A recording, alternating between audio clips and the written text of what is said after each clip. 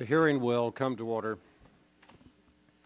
I want to welcome our witnesses this morning and thank you for testifying before us today. The United States has a unique opportunity, although the circumstances which have brought this opportunity about are unpleasant and the condition of our economic emergency is dire. The $7.2 billion contained in the American Recovery and Reinvestment Act for broadband programs is welcome and, in fact, is much needed. The United States is 16th in the world today in broadband deployment, as measured by the percent of our population that subscribes to broadband. And for the sake of our national economy, we have got to do better. Broadband, in my view, is as essential an infrastructure today as telephone service or electricity services were when they were introduced more than 100 years ago. And communities that do not have access to broadband will lag behind in commercial competition. And so it is important that we take steps in Congress to develop a national broadband plan, and we are doing that. It's also very welcome that the American Recovery and Reinvestment Act provided $7.2 billion for broadband deployment. That, I think, is an important first step, and properly deployed by the agencies responsible can help elevate our standing in the world in terms of broadband usage. Congress has widely divided this money between the National Telecommunications and Information Administration at the Department of Commerce, which was allocated a total of $4.7 billion, and the Rural Utilities Service of the Department of Agriculture, which received $2.5 billion.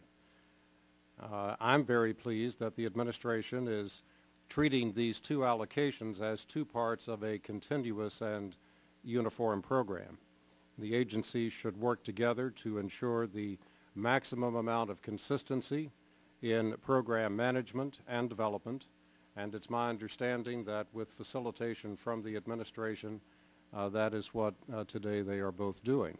We'll learn more about that this morning. The money is, among other things, to provide broadband service, including infrastructure and equipment, both in unserved and in underserved parts of the nation. Both unserved and underserved areas are important and are deserving targets for these expenditures. The statute, in fact, requires that the program be targeted both toward unserved and underserved areas of the country.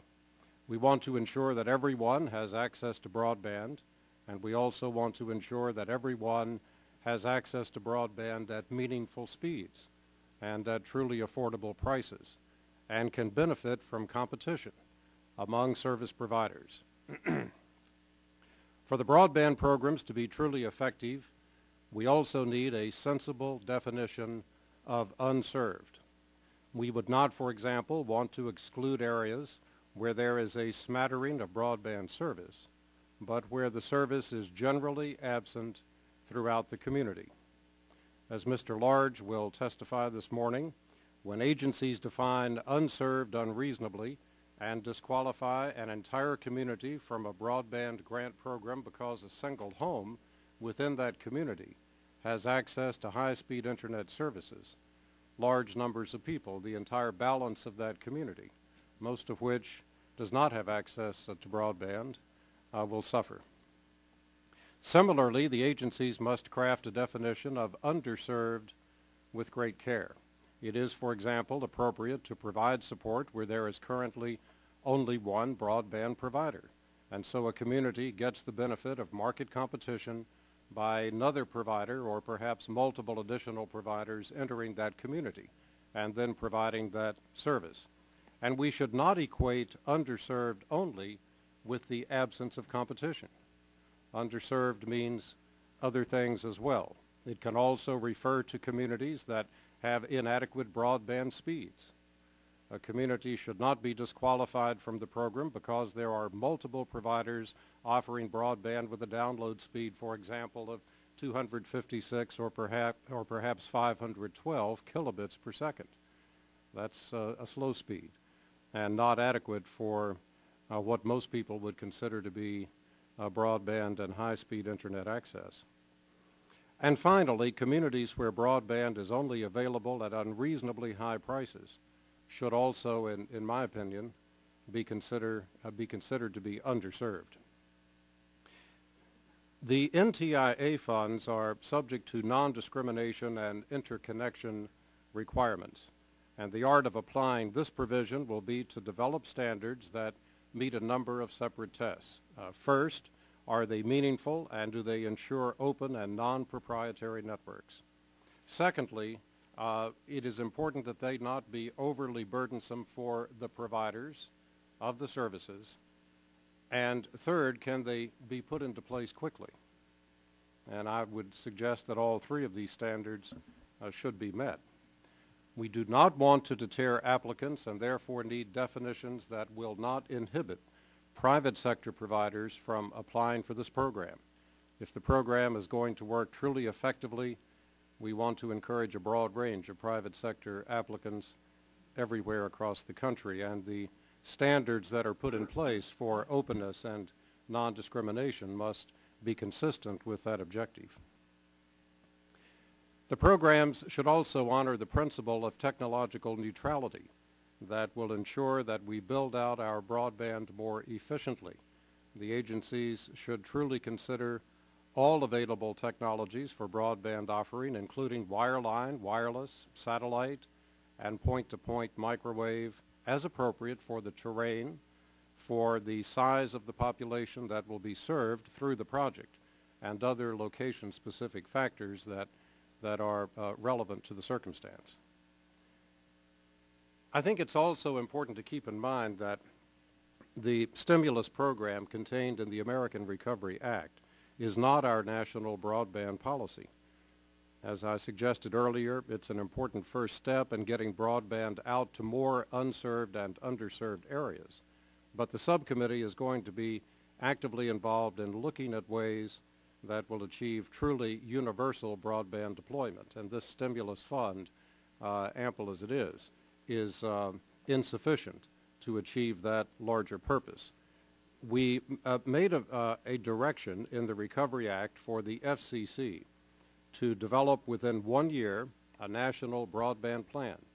And this subcommittee looks forward to working closely with the FCC as the work is undertaken by the agency to develop that plan and produce it within that 1 year period. I want to commend the NTIA and the Rural Utility Service as well as the FCC for the tremendous work that these three agencies have done so far in developing in these very early stages a plan for expending the broadband funds contained in the stimulus measure. We'll be hearing from our witnesses this morning about that progress to date and the future direction that you'll be taking as the program takes final shape. I want to thank you once again for your participation here. We welcome your testimony, and at this time I'm pleased to recognize the ranking Republican member of our subcommittee, the gentleman from Florida, Mr. Stearns. Good morning, Mr. Chairman, and thank you for your opening statement. I hope there's not going to be, won't be a test on your opening statement. Thank you, and I hope this will be the first in a series of oversight hearings on broadband. Obviously, we live in a very exciting time. New applications, innovations are created all the time. In a relatively short period of time, we've gone through from a primitive computers, I remember the original Mac, to emailing, to streaming video with billions of dollars of investment. The future is very bright, and we're only limited by our imagination. Broadband has the potential to transform our everyday lives from how we work, how we receive medical attention, and how, of course, we're entertained. Accordingly, we need a long-term investment in broadband infrastructure that is based on free market principles and not government-run. Broadband technology will spur long-term economic growth by creating jobs, fostering innovation, increasing international competitiveness, and improving the quality of life for all of Americans. It can fundamentally alter our economy So we have obviously a tremendous opportunity. Now, the American Recovery and Reinvestment Act of 2009 provides a total of $7.2 billion for broadband, $2.5 billion of which will go to the rural utility services, and the remaining $4.7 billion will go to the National Telecommunications and Information Administration. In addition, the Federal Communications Commission will consult with the NTIA, RUS, and develop a national broadband strategy. I applaud the focus on this type of transformational infrastructure. However, this can only be transformational if done right and can provide an enormous long-term economic boost. Unfortunately, the haste with which the legislation was drafted and enacted and the short time frame the respective agencies are afforded to accomplish their tasks may prevent the agencies from achieving these worthwhile goals as effectively as might otherwise have been possible. The very real risk, of course, will be that taxpayers' dollars are once again wasted on another ineffective government program. Now, to prevent this, NTIA and RUS and the FCC need to take three basic principles into mind when distributing this grant money. First, a comprehensive nationwide broadband inventory map must be conducted. It's common sense that we should know where to spend the money before the money is actually spent. Nationwide broadband mapping may not be complete before the stimulus requires the funds to be spent. However, maps have already been considered and have been completed in a number of states. And maps in other states may also be finished before the run's out. Perhaps we can prioritize funding for projects in states where mapping is complete. This can also help to ensure that requests are well thought out and provide a valuable incentive to complete maps in the remaining states as thoroughly and quickly as possible. By identifying the areas that currently lack broadband service, the agencies will be better equipped to make decisions on how to best spend taxpayers' money.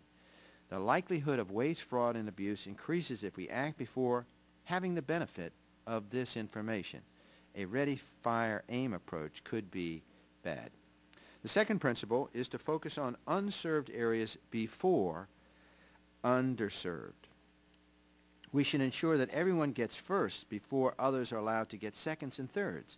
Allocating funds to underserved areas first could distort the marketplace, either because companies will wait for government funding rather than go forward with their own investments, or will be forced to compete with a government-subsidized competitor.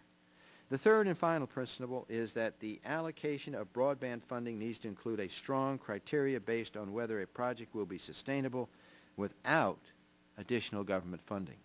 According to the statute, most of the broadband grant money must be awarded by next September, and each project must be substantially complete within 2 years of the award. I'm reminded of Milton Friedman's quote when he said, quote, "Nothing is so permanent as a temporary government program," end quote. Grant receipts must demonstrate that they exist without the generosity of the federal government so that in 3 to 4 years we do not need to bail them out. As these agencies begin the process to set the rules for the broadband grant program, I urge them to follow these three principles and ensure that the rules are technologically neutral. We have a tremendous opportunity to boost our economy, transform the way we live. Throwing money indiscriminately at the problem will prevent us from accomplishing the long-term economic growth broadband investment can deliver, and will only cost us more money down the line. We cannot let this opportunity pass by. It's too important. Thank you, Mr. Chairman. Thank you very much, Mr. Stearns. The gentleman from Michigan, Mr. Dingell, the chairman emeritus of the full committee, is recognized for 5 minutes. Thank you, Mr. Chairman, and I commend you for holding today's hearing. These are important matters. I am delighted with your early initiative in ensuring that the broadband grants and loans provided in the American Recovery and Reinvestment Act of 2009, ARRA, are subject to adequate and ample oversight. ARRA's authorization of the Broadband Technology Opportunities Program, BTOB, at the National Telecommunications and Information Administration, NTIA, and a new grant program at the Department of Agriculture's Rural Utility Service represents a significant and urgently required commitment on the part of this government to building out its broadband infrastructure, which according to an OECD report ranks a shameful 15th amongst the 30 top industrialized economies in the world. Although encouraging such technology growth is vital to transforming the telecommunications infrastructure of the United States and preparing it for the economic realities of this new century, we must guard against doing so in a disorganized fashion, and furthermore wasting taxpayers' funds on what might degenerate into boondoggles. As my time is short, I will confine myself to those activities and those agencies subject to the jurisdiction of this committee, namely NTIA and the Federal Communications Commission.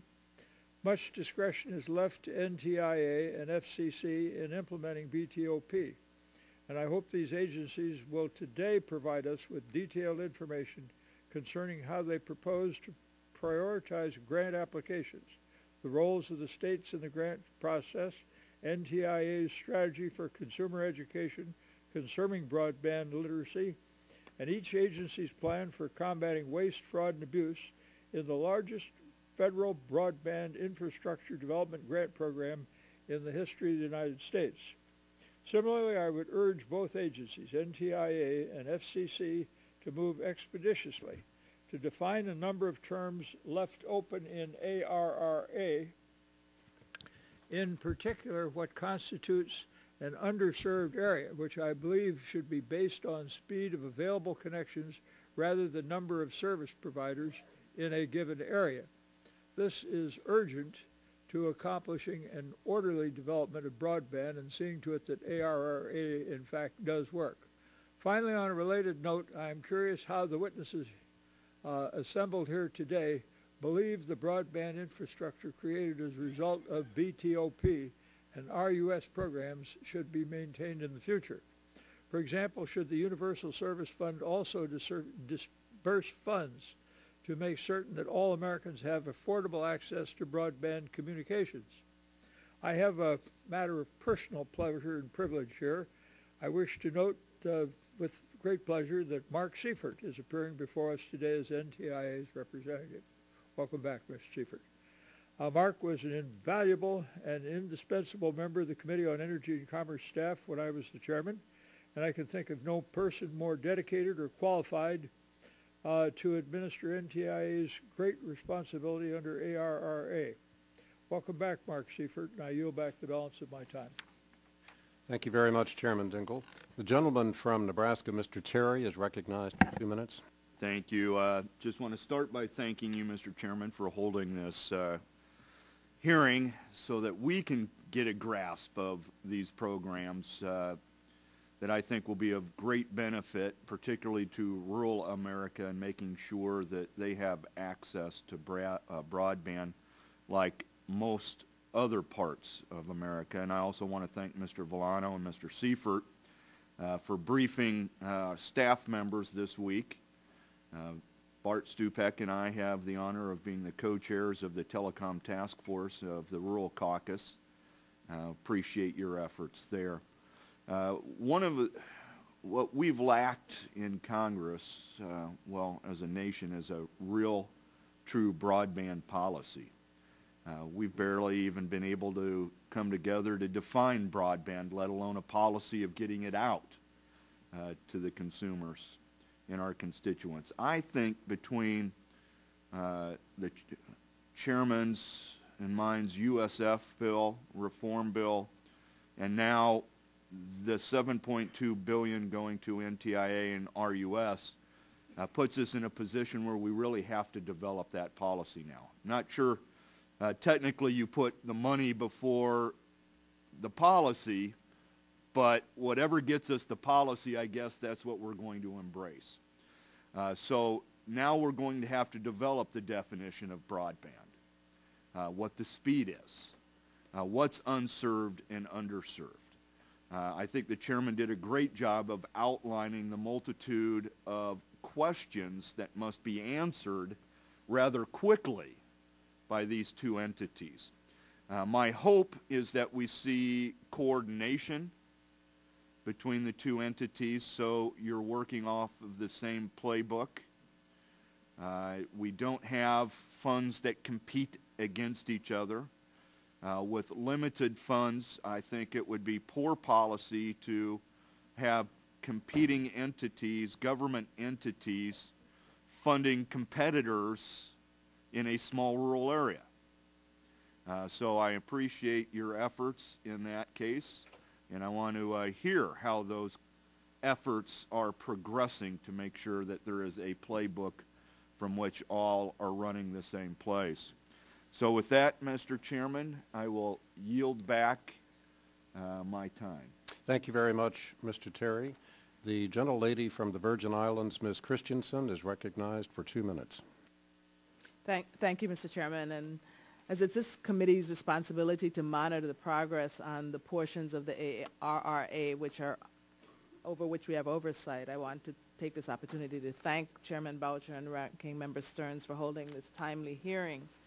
As a person of color and one who represents an area that generally is considered rural, which has a high rate of poverty and is largely unserved, I am pleased that the tone of almost all of the testimony that has been submitted focuses on reaching the marginalized communities and bridging the digital divide.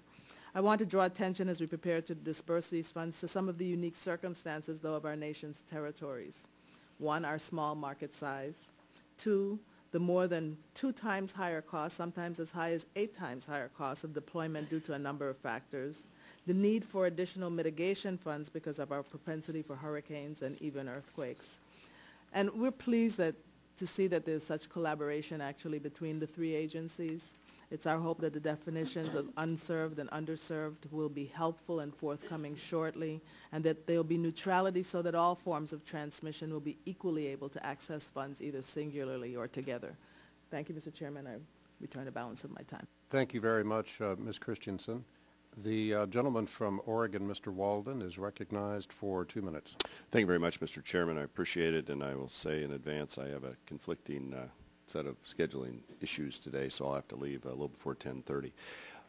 I appreciate your holding this hearing. I think this oversight is especially important. I was one who raised issues about the timing of the process leading up to how this money will be spent, and so I will have some questions for the witnesses. I'd like to know, for example, from NTIA and FCC, how the agencies will balance cost to deploy time, time to deploy, broadband speed, affordability of the service, all those sorts of things.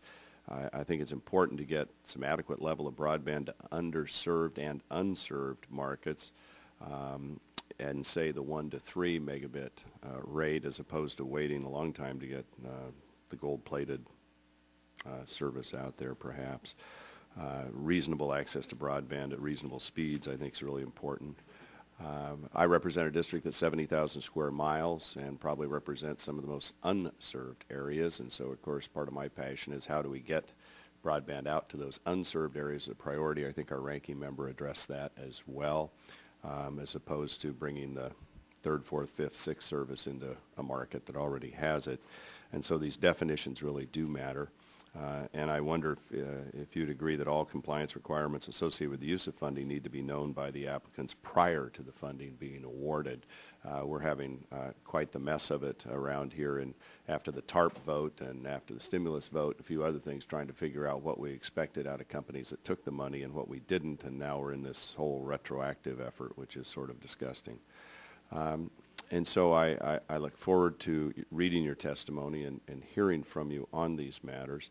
And finally, I know I've been in conversations with my own state Public Utility Commission, and they had a proposal, I think, nationally to take a tranche of the money, pool it, and be responsible for it to get it out there in areas where they know it could be properly used. And I'd be curious to get your reaction to that concept as well. Thank you, Mr. Chairman. I thank our panelists for their testimony.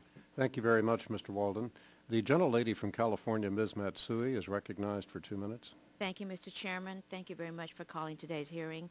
I'd also like to thank the witnesses for appearing before us today. We're here to examine the efforts by NTIA, the FCC, and RUS in carrying out the broadband programs established by the Recovery Act.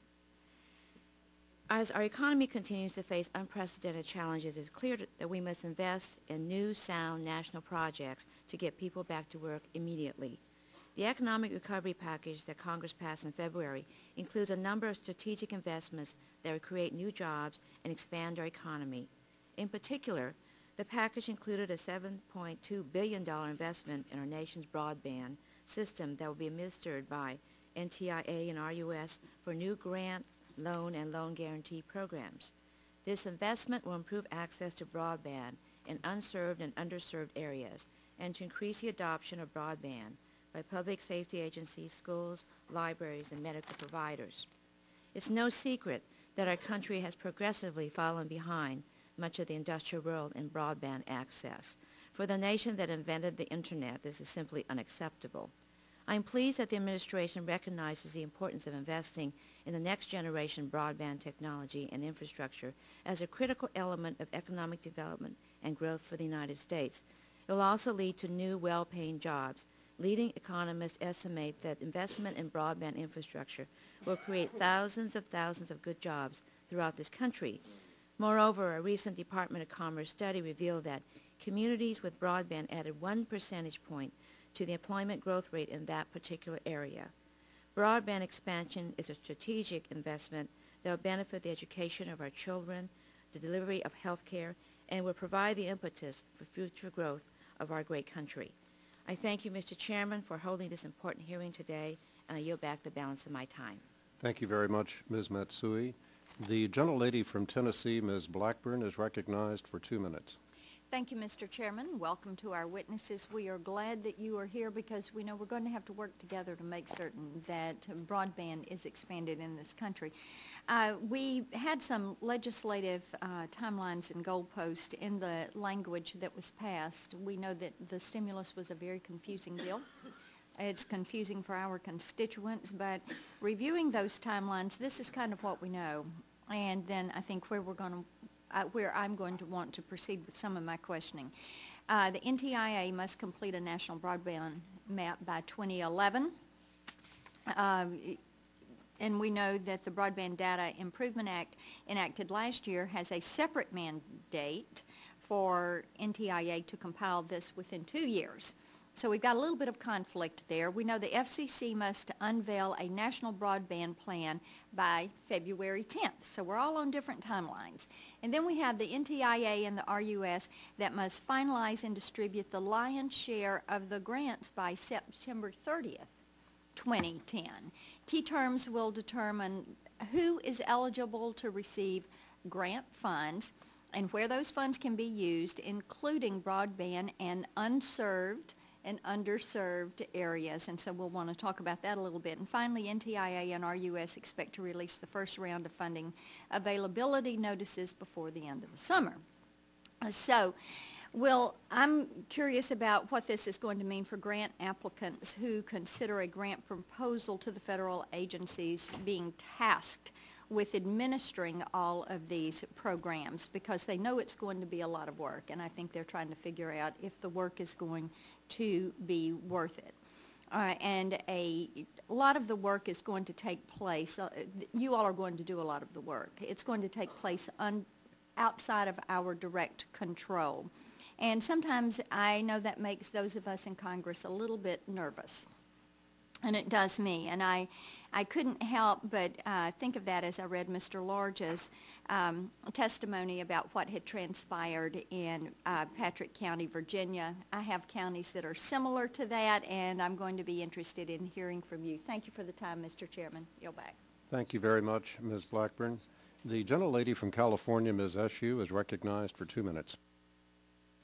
Thank you, Mr. Chairman, for organizing today's hearing on the $7.2 billion that is going to be expended on broadband from the American Recovery and Reinvestment Act.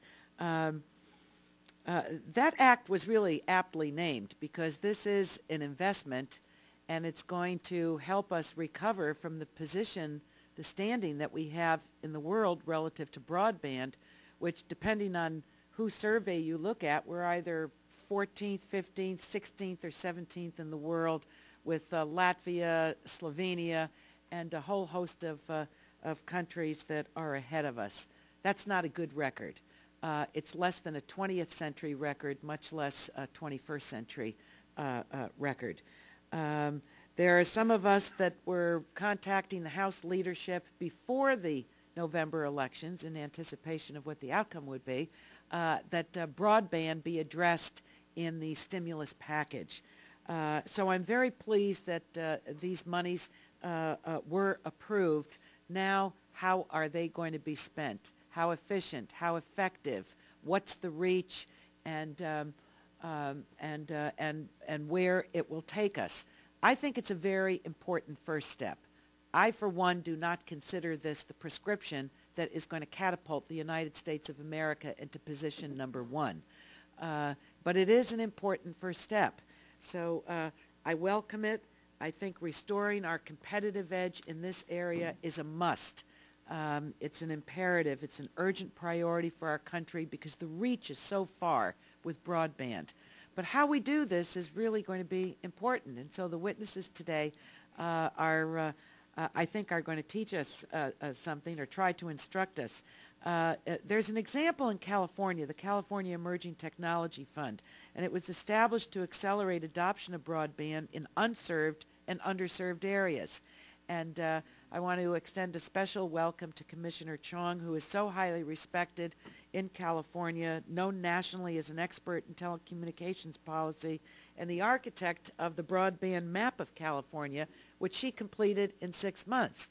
So we need to learn from you, and out of that, take the lessons of how best these dollars can be applied so that we can then move on, I think, to other steps. If we bungle this, most frankly, if this $7.2 billion is bungled, I don't think the Congress and the American people are going to have confidence in our moving on to take the even larger steps for deep and broad penetration and higher speeds in our country. So welcome to all the witnesses. It's great to see you, Commissioner Chong, and thank you, Mr. Chairman.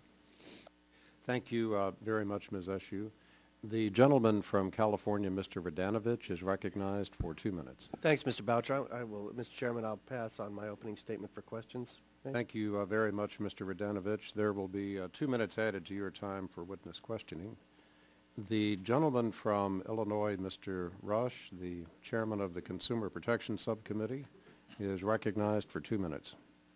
I want to thank you, Mr. Chairman, and commend you for holding this very, very important and strategic hearing. Mr. Chairman, if the stimulus package is going to be as effective as we think and hope it will be, Congress will play an important oversight role in its implementation. So I want to thank you again for holding this hearing. My focus will be on the provision in the broadband title of the stimulus package that requires NTIA to consider whether a potential candidate for grant money is a, quote, socially or economically disadvantaged business, end of quote, as defined under Section 8A of the Small Business Act. This provision was an amendment that I introduced during markup, and I sincerely want to thank my Democratic and Republican colleagues for accepting the amendment. And I also want to thank you, Mr. Chairman, and Chairman Waxman and the committee staff for fighting to preserve this particular provision during conference with the Senate. This mandate is not only important to me, but it's important to all of the women and minority-owned businesses out there that continue to face steep barriers when trying to compete in the telecommunications market. Mr. Chairman, since I have been on this committee, I have insisted that more diversity is needed in this multi-billion-dollar industry. I intend to closely monitor how this provision is being implemented. I do not want to see the same indifference we've seen in the past on these matters. In this regard, I am very pleased and excited to see our former colleague and friend, Mark Seifert, at NTIA in charge of this important grant program. I want to associate my comments along with the comments of the Chairman Emeritus Dingell as it relates to Mark. Welcome, Mark. We're certainly happy to see you.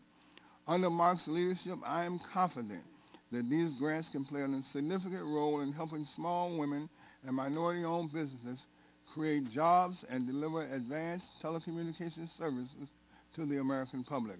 Again, I thank you, Mr. Chairman, and I yield back the balance of my time. Thank you very much, Mr. Rush. The gentleman from Ohio, Mr. Space, is recognized for 2 minutes. Thank you, Mr. Chairman. I was delighted to find that the total amount of money devoted to the expansion of broadband into underserved and unserved areas was as high as it is. It's a lot of money, and the money's there for very good cause. You know, I come from a rural district like many other members of the committee here, and we face a lot of challenges and disadvantages that oftentimes go overlooked. Whether it's access to health care, whether it's access to education, and certainly access to technology, it puts us at extreme disadvantages, not just with respect to economic development, which is obviously very important, but also with respect to basic and fundamental quality of life issues. Certainly health care and the role that broadband plays in health care delivery is significant. Telemedicine is something that we all understand can bring quality health care to rural areas. It's a way to help bridge that gap. Distance learning, a way to bridge the gap and some of the disadvantages that rural America suffers from. So this is an exciting and bold opportunity for us. In my district, this is a map of the state of Ohio. Connect Ohio prepared these maps, and if you'll notice this large gray area in southeastern Ohio, that's my district. It's a glaring hole in Ohio, and it's one that causes the people that I represent to suffer. It's one of the reasons we have some of the highest unemployment rates in the state of Ohio. We have one of the highest poverty rates in the state of Ohio. It's one of the reasons we have tens of thousands of people who work every day yet remain in poverty, the working poor. We need to bridge that gap, and I have been working very hard to do that. And we've got a great opportunity now with these stimulus funds. The plan that I've developed is one which consists of 4 components. The first is expanding on the Southern Ohio Healthcare Network fiber backbone that the FCC funded last year. The second stage covers the rural expanse via wireless coverage. The third is increasing industrial park connectivity.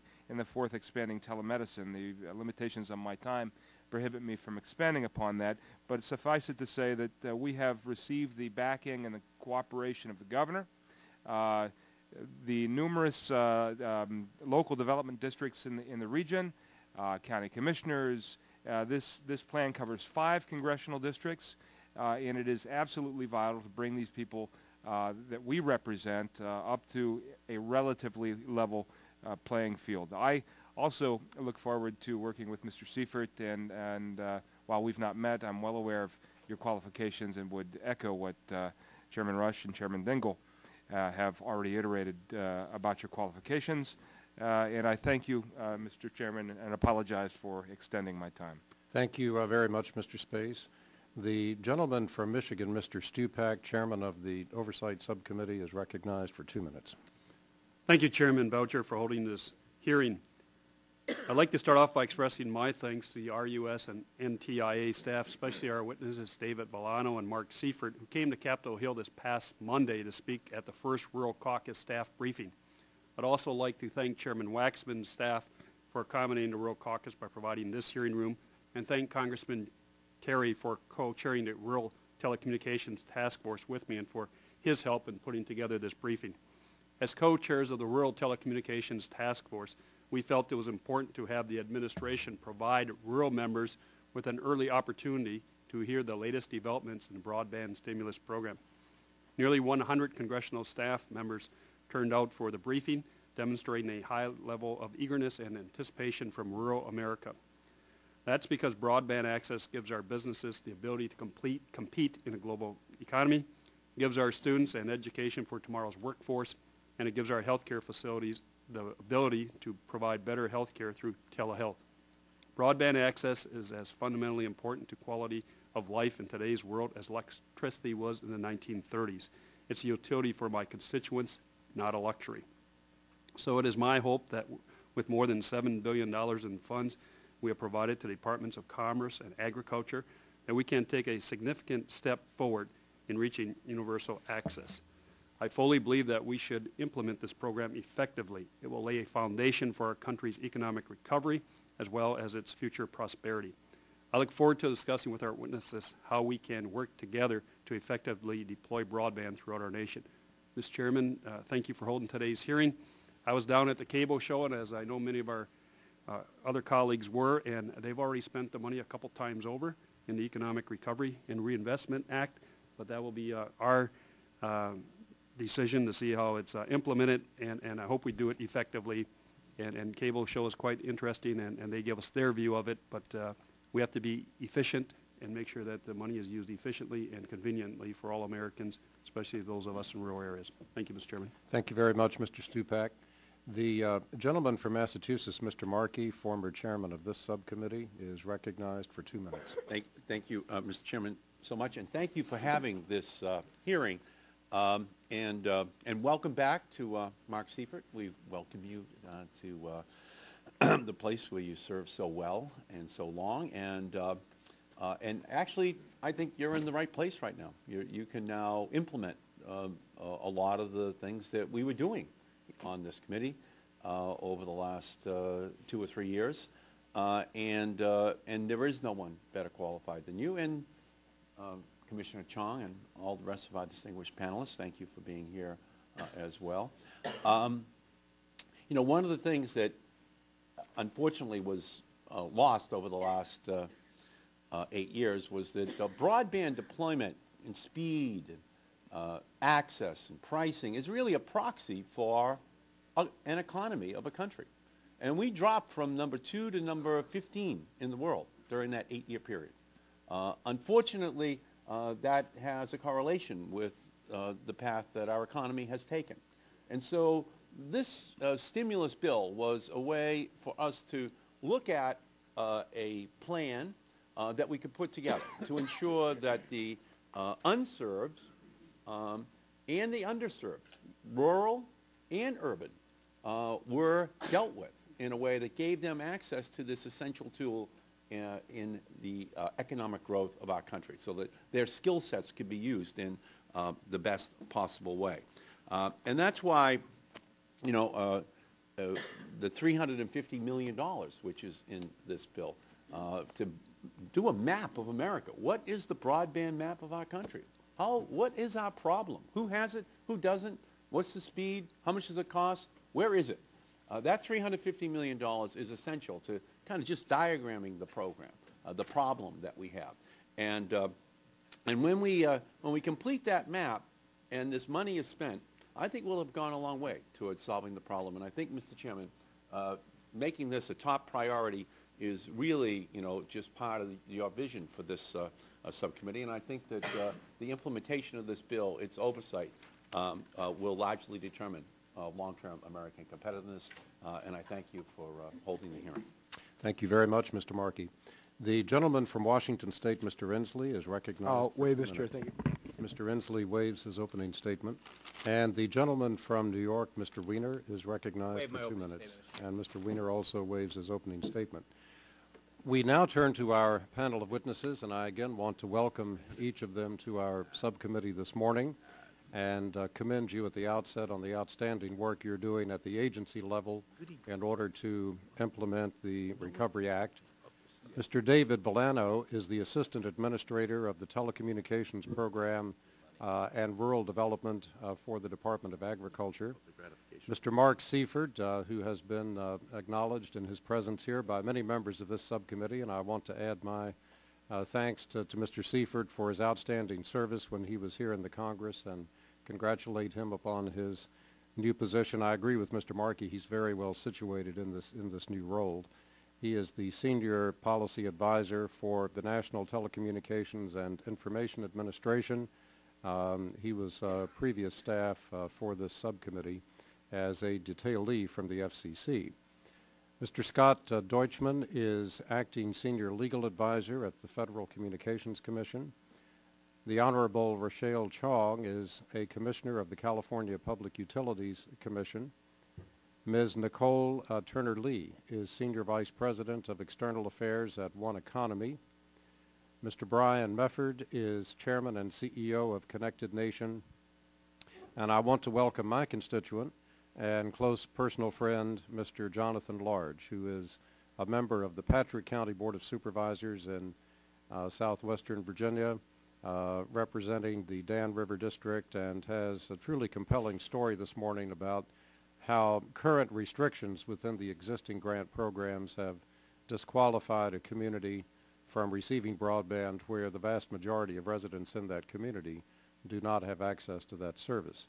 It is a cautionary tale that suggests to us that better standards are needed as we go forward with the new stimulus program. Without objection, the prepared written statement of all of our witnesses will be made a part of the record. We would welcome your oral summary and ask that you keep those summaries to approximately 5 minutes so that we'll have time for questions. And Mr. Villano, we'll be happy to begin with you. Thank you, Chairman Boucher, Ranking Member Stearns, and members of the subcommittee for the opportunity to discuss USDA's telecommunication program, and in particular, implementation of the broadband provisions of the American Recovery and Reinvestment Act of 2009. Rural broadband is of vital importance to expanding economic opportunity and improving the quality of life in rural America, as well as improving the U.S. economy as a whole. We appreciate the continuing support of the President and Congress for that mission through the provision of $2.5 billion in ARRA funding, as well as over $1 billion in fiscal year 2009 appropriations for our existing telecommunications programs. USDA Rural Development has extensive experience in supporting rural communities with critical infrastructure and economic development initiatives. We administer over 40 programs providing funding for water and wastewater, electric, telecommunications, housing, essential community facilities, renewable energy, and business development. At Rural Development, we are truly committed to the future of rural communities. 2009 marks the 60th anniversary of USDA's telecommunications programs. Since the program began in 1949, USDA has provided over $20 billion in telecommunication loans and grants in rural America. As with electricity under the REA, there was a need for a low-cost source of financing to enable rural telephone companies to affordably serve low-density areas. USDA loans achieve that goal, thus improving significantly the quality of life for rural residents and facilitating economic development in rural communities. Rural broadband is the next evolution of a 60-year commitment to rural America. It is as essential to rural businesses and economic development today as was the provision of rural electric and telephone service in an earlier era. Currently, USDA administers 4 major telecommunication loan and grant programs with a $4 billion portfolio. These programs include our Infrastructure Loan Program, our Broadband Loan Program, Community Connect Grants, Distance Learning and Telemedicine Loans and Grants. All these programs create or leverage investment in broadband infrastructure. Since 1993, we've required that all telecom infrastructure that we finance be broadband capable. Because of this investment, our rural telephone borrowers have widely deployed broadband service in their service territories. In 2001, we implemented a pilot broadband program, and in both 2002 and 2008, Rural Development received authority under the Farm Bill to administer a broadband loan program. Despite our experience, Rural Development has challenges in implementing our broadband program. The historical model provided by the electric and telephone programs did not translate easily to broadband. Rural electric and basic telephone service were built out in an earlier era of relatively stable technologies and a natural monopoly environment, and on the realized assumption of essentially 100% take rate. All these factors are quite different in the 21st century broadband arena. As a result, both our staff and the service providers had a steep learning curve. We recognized these challenges and published a proposed rule in May of 2007. This rulemaking action, however, was delayed due to the 2008 Farm Bill legislation, which proposed significant changes to the program. Our new regulations implementing the 2008 Farm Bill have been drafted and are in departmental clearance. This rulemaking action will address the changes presented in the 2008 Farm Bill and the challenges identified by the industry, Congress, our Inspector General, and our own internal analysis. We expect these regulations to be published as an interim final rule within the next 60 to 90 days. Despite these challenges, we're pleased to report that our programs have had countless success bringing broadband service to remote, rural, and unserved areas. For example, Rose Hill, Virginia. We provided a broadband grant to serve this community with a population of 714 individuals in the central Appalachian Mountains of southwestern Virginia. The project provided fiber to this unserved and very isolated area. The results to date, we've had more than 450 participants attended computer and internet training workshops at the community center that was funded by the project, and more than 115 households and businesses have been connected with broadband service. Another example is the Havasupai Reservation, which is located in a remote rural area at the southwest corner of the Grand Canyon. Mail and food for the reservation are brought into the canyon by a mule train several times a week. The Havasupai tribe was awarded a Community Connect grant in 2004. The grant also funded construction of a community center which provides free broadband service to tribal members. The Supai Canyon had a flash flood in 2008, and communication between the tribe and the outside world relied heavily on broadband service made possible with this grant. One of our latest loans in our broadband program is IBEC. IBEC was awarded loans to work with rural electric cooperatives to install broadband over power lines to provide internet access to thousands of rural residents in 6 states across the United States. Recently, IBEC started providing support to the Coleman Electric Cooperative for their smart grid project using broadband over power line at a substantial cost savings over previous methodology. IBEC has also recently entered into a partnership with IBM to further advance its cutting-edge technology to the smart grid. At Rural Development, we have the experience, staff, and processes in place to implement the Recovery Act within the challenging time frames provided. Not only do we have dedicated rural utilities staff, we also have thousands of dedicated rural development personnel throughout rural America ready to assist with the delivery of this program. And we're not going to do it alone. We've been working very closely with NTIA and FCC on a comprehensive approach. We're confident that together with our partners, we will deliver a new program that will successfully deploy broadband service in rural America. Mark Seifert from NTIA is going to talk a little bit about our joint efforts, our public meetings, and our requests for comments, but I can assure you that we are working very closely with NTIA and FCC in deploying this program. Thank you for the opportunity to discuss rural development's implementation of the broadband provisions of the Recovery Act, and we welcome any questions of the committee. Thank you very much, Mr. Villano. Mr. Seifert. Chairman Boucher, Ranking Member Stearns, Chairman Emeritus Dingell, and members of the subcommittee, it is indeed a pleasure and an honor to appear before you this morning. You have some of the finest staff on the Hill, and I have great affection and respect for my friends and colleagues on this subcommittee. Thank you for this opportunity to testify on the implementation of the Recovery Act's Broadband Technology Opportunities Program, or as we call it, BTOP. President Obama believes in the transformative power of broadband. Broadband is about jobs. It serves as an engine of economic development, enabling communities and regions to develop and expand job-creating businesses and institutions. Through the BTOP grant program, and in coordination with the Department of Agriculture's grants and loans programs, we're taking a critical first step in realizing President Obama's vision of broadband for all of America. The administration has set 5 goals for the broadband stimulus funding. First, we want to create jobs. Second, we want to begin to close the broadband gap in America by bringing high-capacity pipes closer to users in rural, remote, and underserved communities. The administration and Congress agree that the public interest requires these publicly funded high-capacity pipes should operate in conformity with basic principles of openness, which will spur competition and bring better service to more people and businesses. Third, we want to stimulate investment by requiring grantees to invest their own funds. We want broadband grant applicants to look to other sources of Recovery Act funds to find synergies, such as those at HUD, HHS, or the Department of Energy. Fourth, these grants should ensure that more anchor institutions have high-speed access. Anchor institutions like schools, libraries, community colleges, hospitals, and public safety. And finally, we want to encourage the demand for broadband. When more people understand how broadband access can help them find new ways of making a living, we are sure they're going to want to have it for themselves. Now, the statute provides several important goals for BTOP, such as accelerating broadband deployment in underserved and unserved areas, improving access for public safety, providing funds for broadband education, awareness, training, access, and support to anchor institutions, as well as to those organizations that provide broadband assistance to vulnerable population. The Act says that we should also stimulate demand for broadband economic growth and job creation.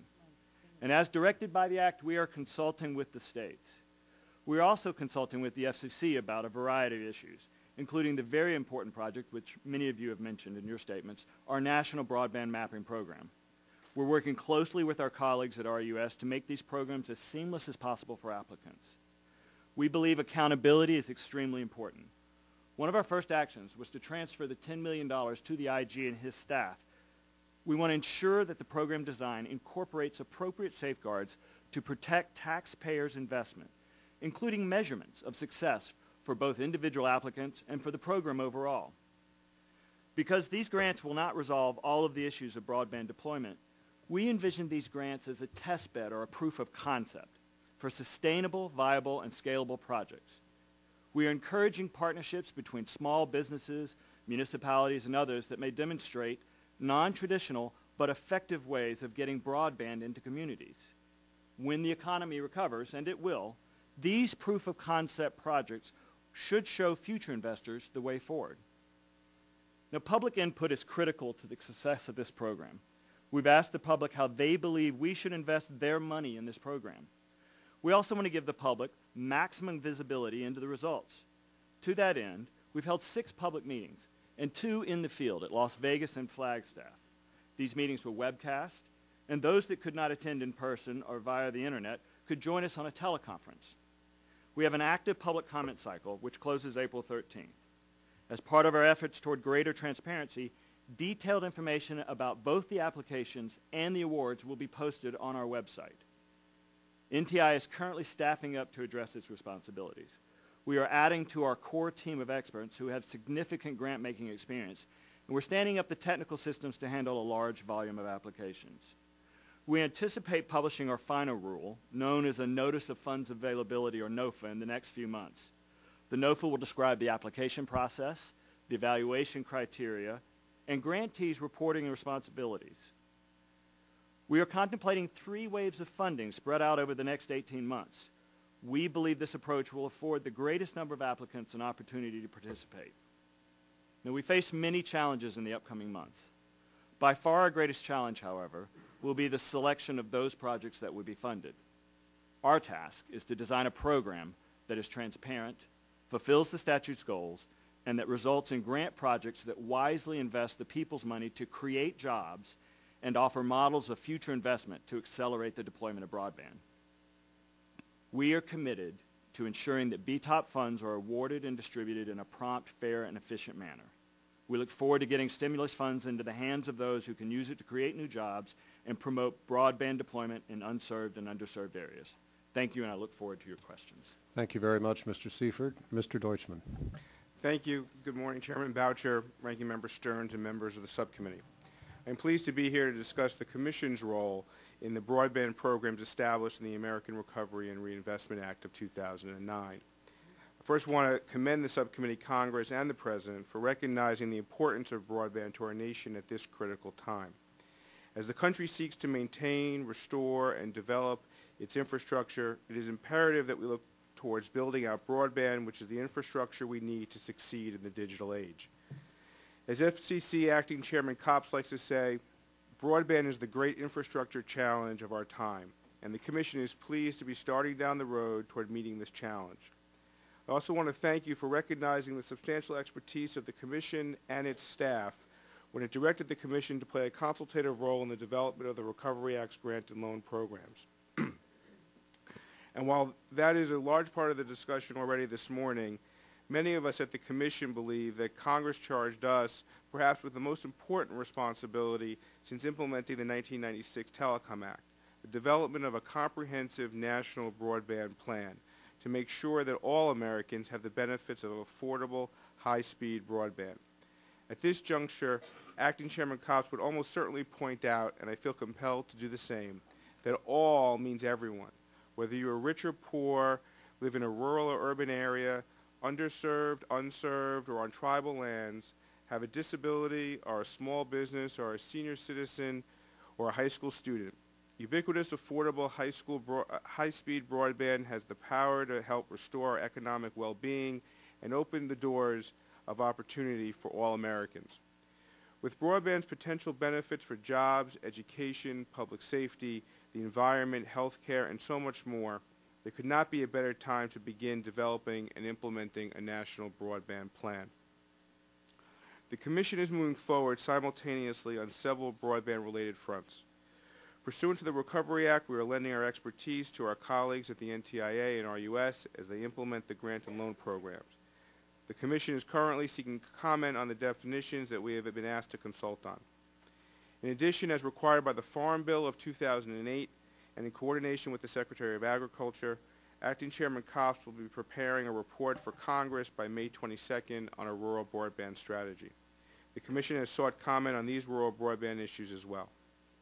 We very much appreciate the interagency coordination and consultation that is occurring with NTIA and RUS on all of these issues.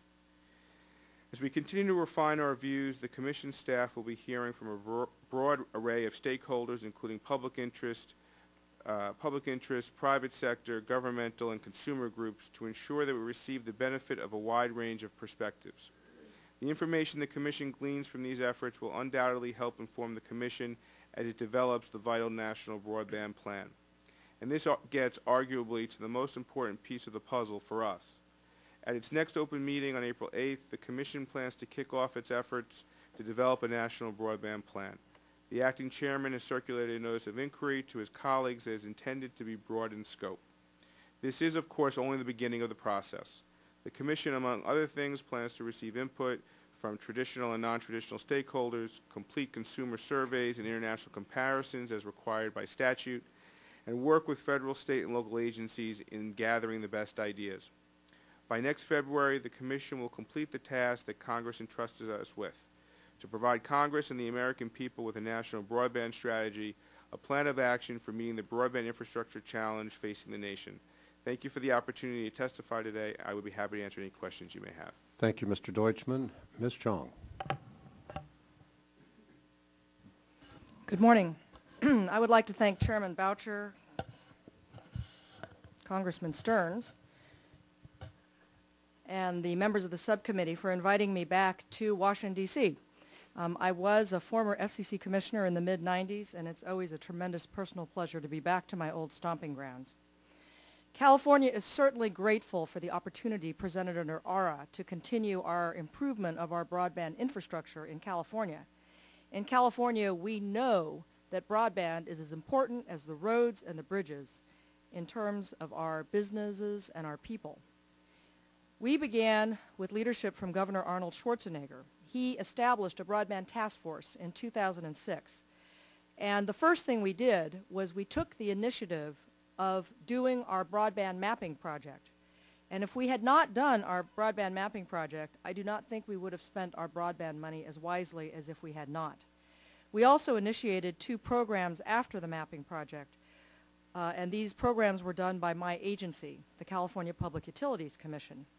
The first program is a broadband infrastructure grant program called the California Advanced Service Fund. The second program was the PUC's establishment of a successful nonprofit organization, which we call the Emerging Technology Fund, CETF. CETF provides grants to community-based organizations who bridge the digital divide. And we got the CETF seed money, $60 million, from voluntary donations from AT&T and Verizon related to 2005 mergers. Last Monday, we held a workshop in San Francisco on the ARRA broadband provisions. We have in California a collaboration of the Governor's Office, the California PUC, the Emerging Technology Fund, and others to get ready to submit applications. Based on our meeting, it's fair to say California will have a number of shovel-ready projects ready to submit to NTIA and RUS at the right time to continue the work we've done in California. The Recovery Act broadband programs are strikingly similar to what we've done in California. It begins with the funding of broadband maps. It's my personal view that a mapping project is a critical prerequisite to any broadband program in a state. Put very simply, a state needs to know where broadband is and where it ain't before it spends its money. I speak from experience because, quite candidly, if we had undertaken our broadband program before doing our mapping exercise, I believe we would have misspent some of our funds. I have to tell you that the mapping exercise brought some surprises to the regulators and, frankly, to the broadband providers themselves. And so I would urge the states who have not yet done a broadband mapping project to swiftly undertake one. It took us about 7 months. Recovery Act funding is also provided for two main categories of programs: broadband infrastructure programs and programs designed to increase computer usage and adoption. I do think it is wise to pursue both paths at the same time. Some states have done their broadband mapping, and they are ready to move forward on some of the adoption programs. Other states probably will want to do their broadband mapping first and then proceed to the next step. But you can proceed on both paths simultaneously. Now, we did our mapping exercise first, and then we attacked adoption programs and the access problem. And on access, we were trying to basically reach 1.4 million people and 2,000 little communities in California that had no service or very slow broadband service. We do have a definition to suggest to our colleagues at NTIA and RUS and the FCC. We defined unserved as any area that isn't served by any form of facilities-based broadband or where internet connectivity is available only through dial-up or satellite service. The California PUC further defined underserved as an area where broadband is available but no facilities-based provider offers speeds at service of at least 3 megabits per second down and 1 megabits per second up. I'll talk about speeds in a minute. We established a 2-year-long 0.25 surcharge on our intrastate telephone revenues. Comes out to about a nickel a month to create a $100 million broadband infrastructure fund at the PUC. The PUC then told our broadband providers it would pay 40% of the cost of a project, but we did require the applicant to match it with 60%. We wanted them to have skin in the game. I commend your work on ARA because you decided to give federal funds of 80% and suggesting a 20% match. Now, we've got a 40% match level, and we've seen about 50 applications at the PUC requesting about $35 million, covering about 160,000 households. We have actually decided on applications that commit $9.15 million so far, and we're covering about 8,800 households that have benefited. So the PUC has left a lot of money that we could use to match ARA funds to continue our broadband work. I asked my staff, on average, how much did it cost to get to the unserved households? I thought that might be of interest to you. And as of the applications we have granted so far, and we're not done yet, it costs about, on average, $2,800 to reach an unserved household in California. Our program is only available to any company that holds a certificate of public convenience and necessity as a phone provider or is a registered wireless carrier. We are now looking at rules to extend our program to wireless internet service providers, for example. Speeds, just a quick moment. We wanted to tell you that we had used a current generation broadband speed of about 3 megabits per second down and 1 megabits per second up. We did not make it a minimum, though, because we felt if there was an applicant who's the only applicant willing to serve an unserved area, any broadband speed was better than no broadband speed. However, we did look at speeds in terms of how we ranked the applications. We did award more points for faster speeds, but we did it at a diminishing level in order to favor applications that would provide current generation speeds, 3 megabits down, 1 megabits up, over those that sought next generation speeds. But you can change the formula to have faster speeds as you go on. I have listed in my testimony the criteria that we used in our infrastructure grant program, hoping that might be helpful to the federal agencies. And we did allow some transport or middle mile costs to be covered. I also wanted to highlight the work of CETF, who's our nonprofit organization, and they are focusing on the affordability and adoption issues, which are just as important. Ms. Chong, if you could wrap up Yes, shortly, thank you. that would be helpful. All I wanted to say about CETF is that they have very successfully used community-based organizations with already successful programs to bring it to the next step, and we hope that the criteria that they use might be useful to our colleagues. Thank you. Thank you very much, Ms. Chong. Ms. Turner-Lee. Chairman Boucher, Ranking Member Stearns, and esteemed committee members, I thank you for the opportunity to address you today. One Economy is a global nonprofit that leverages the power of technology and information to connect low-income people to the economic mainstream. And we bring broadband into the homes of low-income people. So much of what I'm going to talk about today, my summary statement, is around the home. We also produce public purpose media, and we engage young people in serving as technology ambassadors to move this movement forward. Today, as we examine issues related to the ARRA, I want to share a framework for success.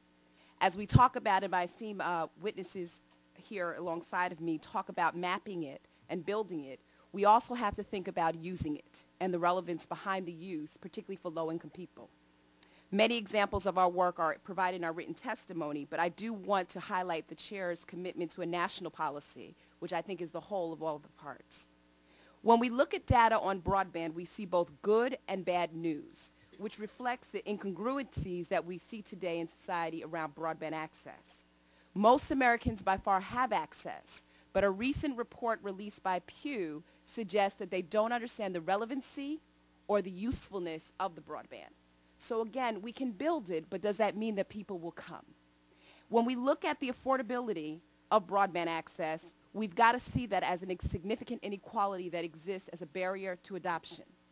How can people afford a broadband if there are other things that they are working on or trying to survive with that get in the way of looking at the value proposition behind having broadband access? We'd like for us to consider as we go forth that a goal of the Broadband Opportunities Program, for example, should be to create a digital ecosystem comprised of the home, the school, community centers, libraries, workforce development centers, and even mobile devices that support what we call a culture of use. And the home should be the core of that digital ecosystem. A second goal should be focused on promoting broadband with a purpose that educates, motivates, and empowers people to take control of their lives. In our work at One Economy, we've seen the power of broadband give low-income people tools for improving education, their health, and their economic lives.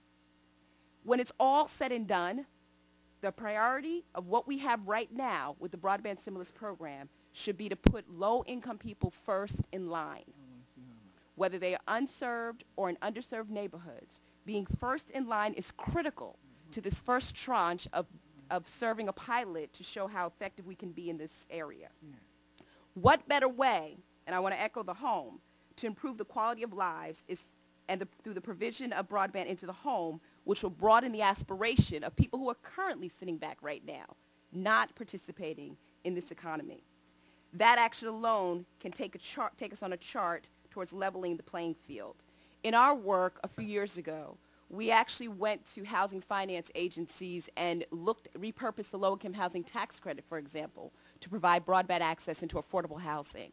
As a result of that work, more than 300,000 units of housing now have broadband access, from New York to Chicago to San Francisco. So I want to put that out there as one of the drivers. Affordability, availability, and usefulness are critical to this program.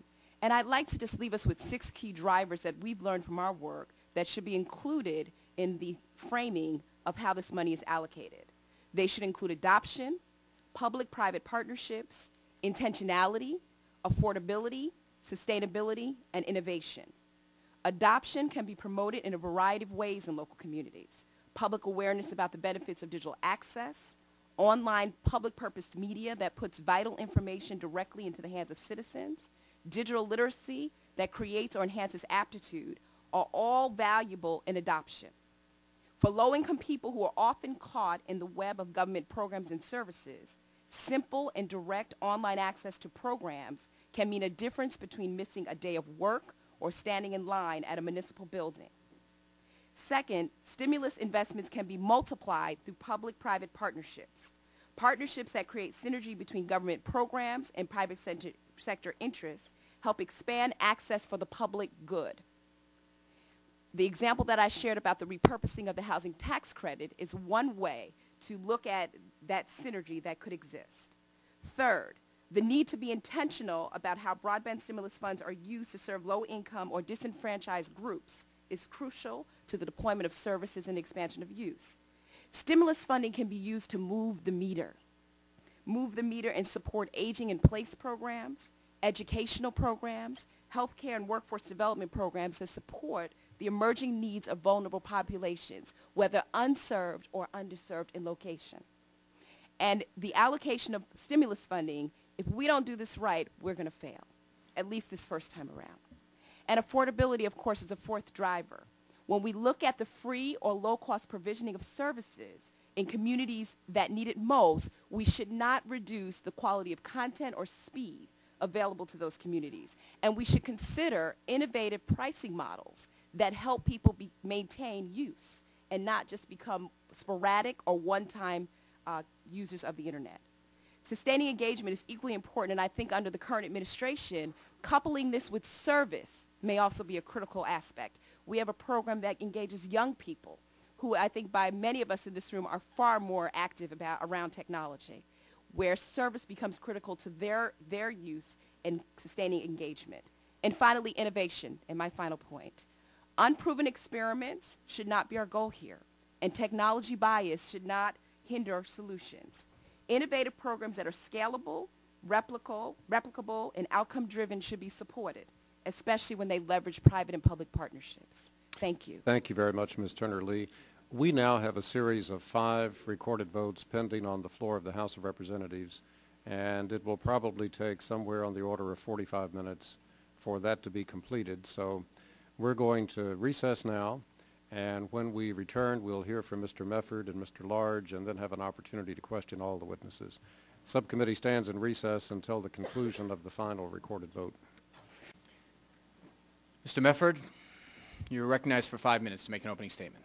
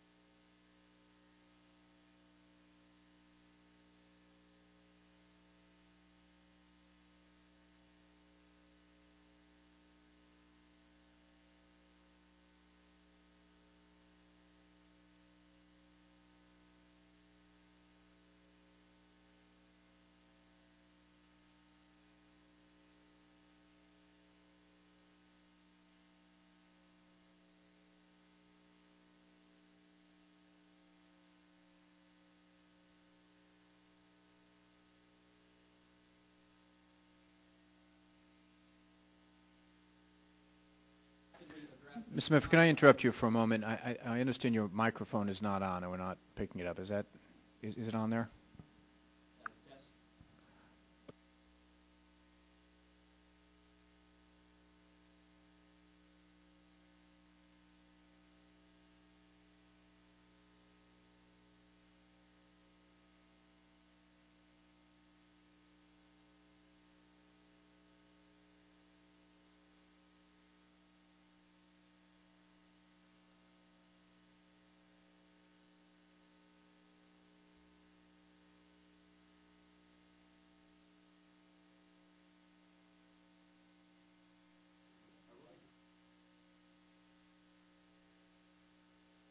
I've been the chairman for about 15 seconds, and already I've broken something.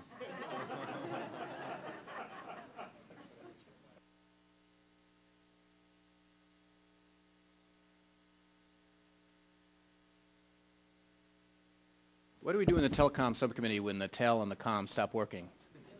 You transfer, get that other mic, Mr. Large's mic over to him. It doesn't, that seems to be the...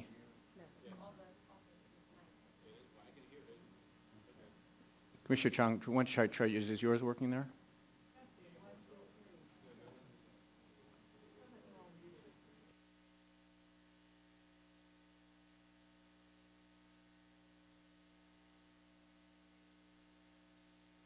Okay, that's the most important thing, is that we have your comments on the record, and apparently we do. So, Mr. Medford, why don't you continue, and we'll reset some time on your clock there.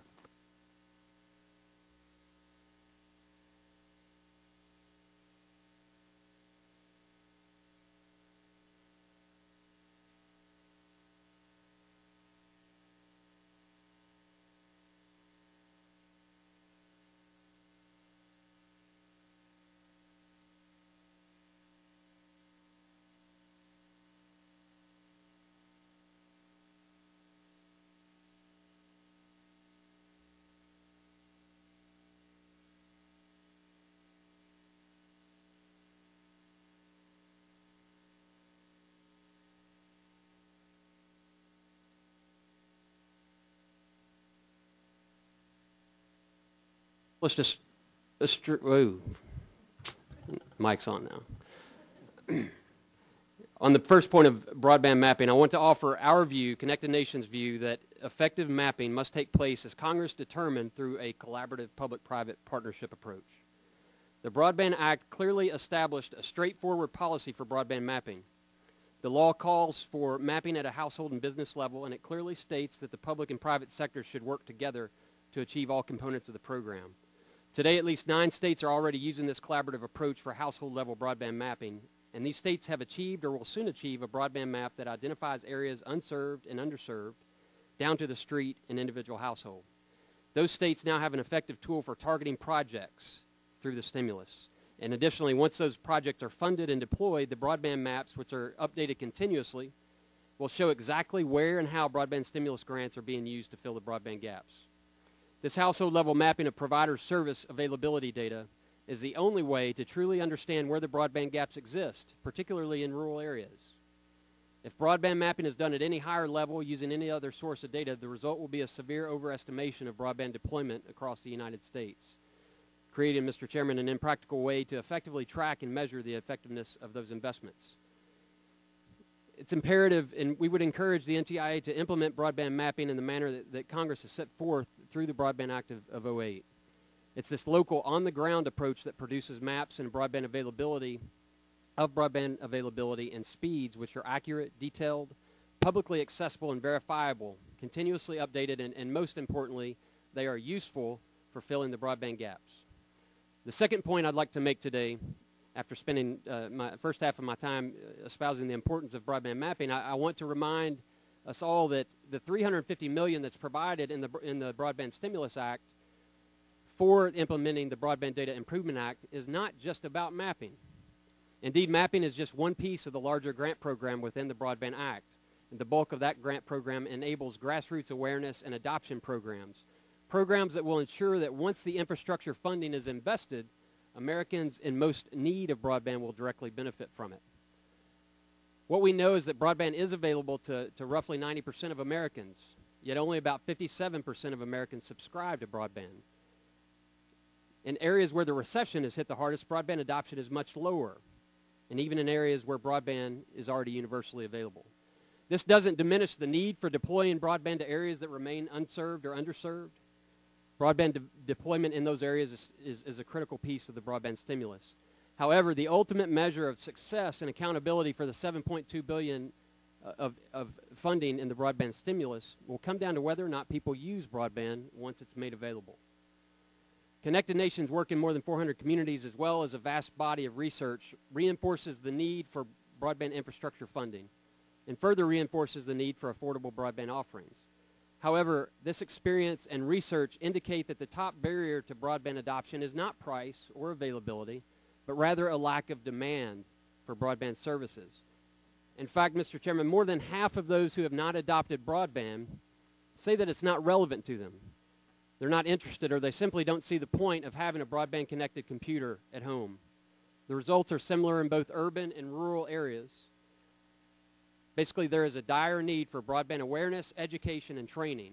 And it's only when people actually use broadband that we start to see the real long-term economic benefits.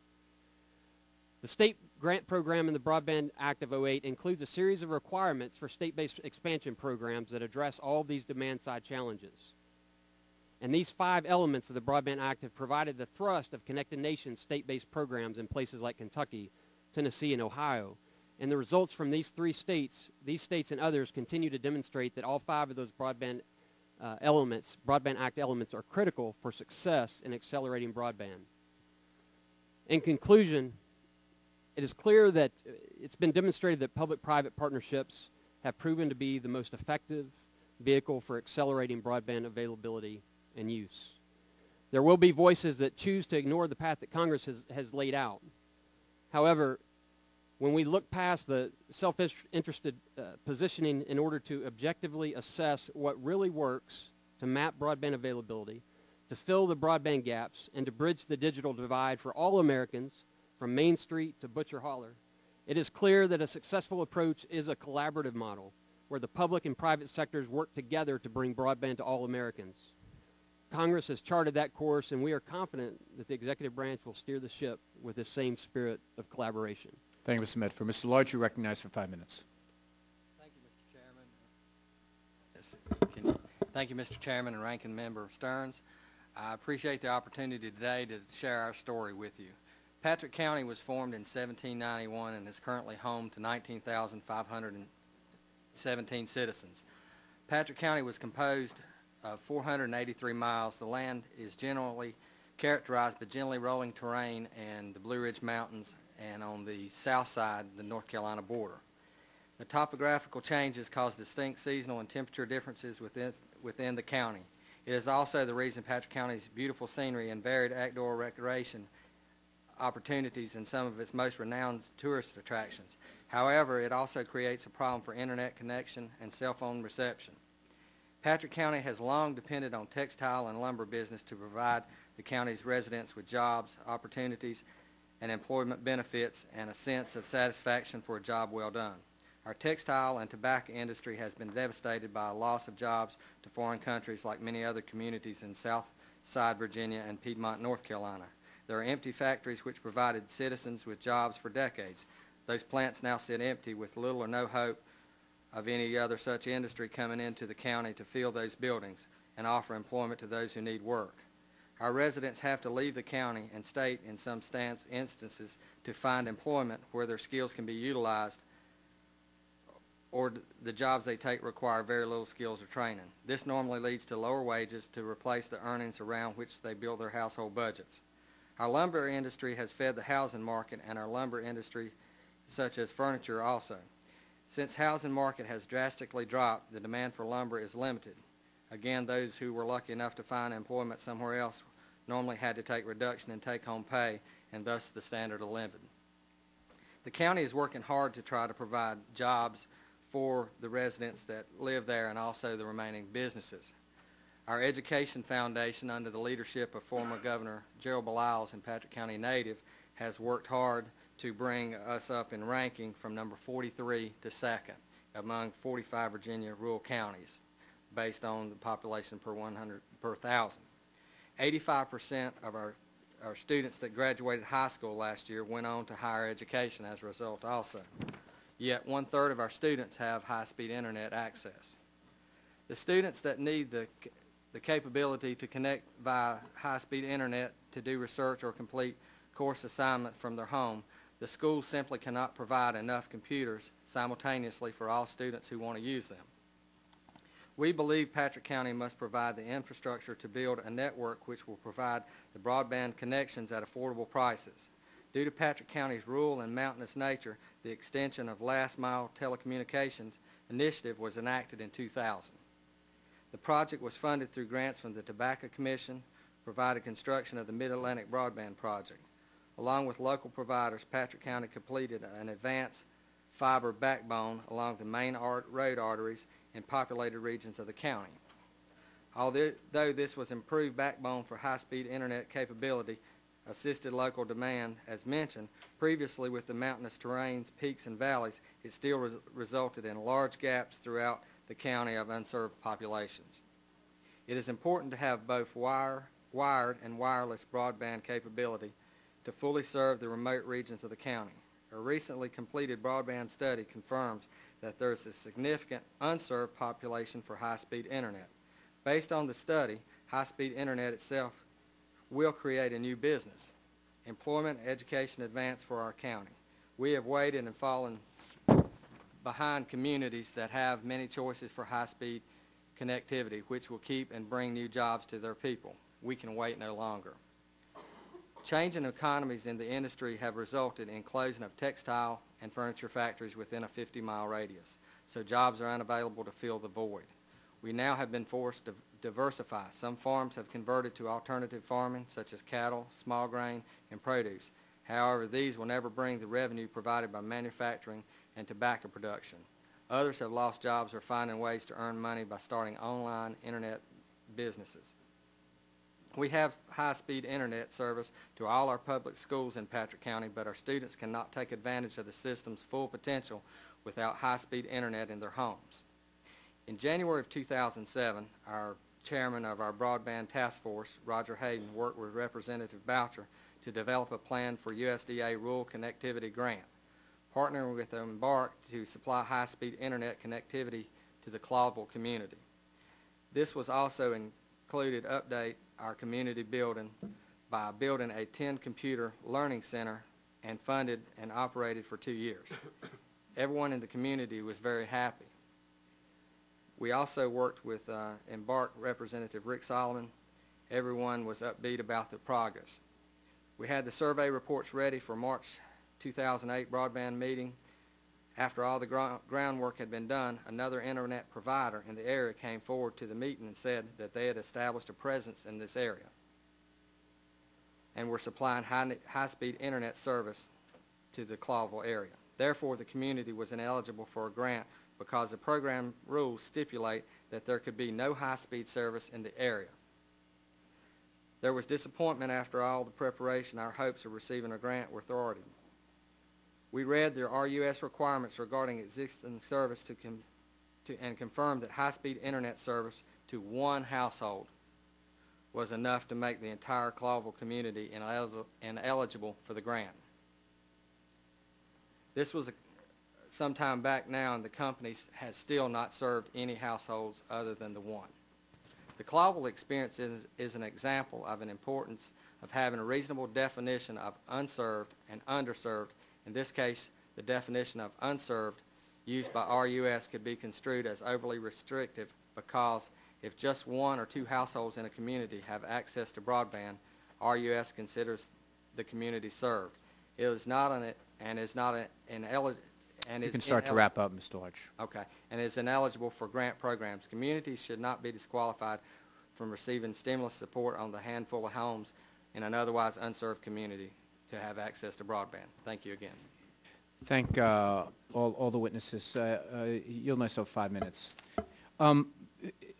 There's no doubt that the gray areas in Mr. Space's chart and the unserved areas that we obviously need to address those. It seems to me you're going to have some tough questions around the notion of underserved. Is it the intention to allow communities that might have Wi-Fi already experiment with WiMAX, experiment college campuses, for example, experiment with some of the next generation of technology? I know that Commissioner Chung, you said there's a bias against that use in California to first try to serve those that are underserved. But Mr. Seifert, is it your sense, I know that the regulations haven't been written, that that is going to be an opportunity for us to experiment with perhaps the next generation of Wi-Fi as well?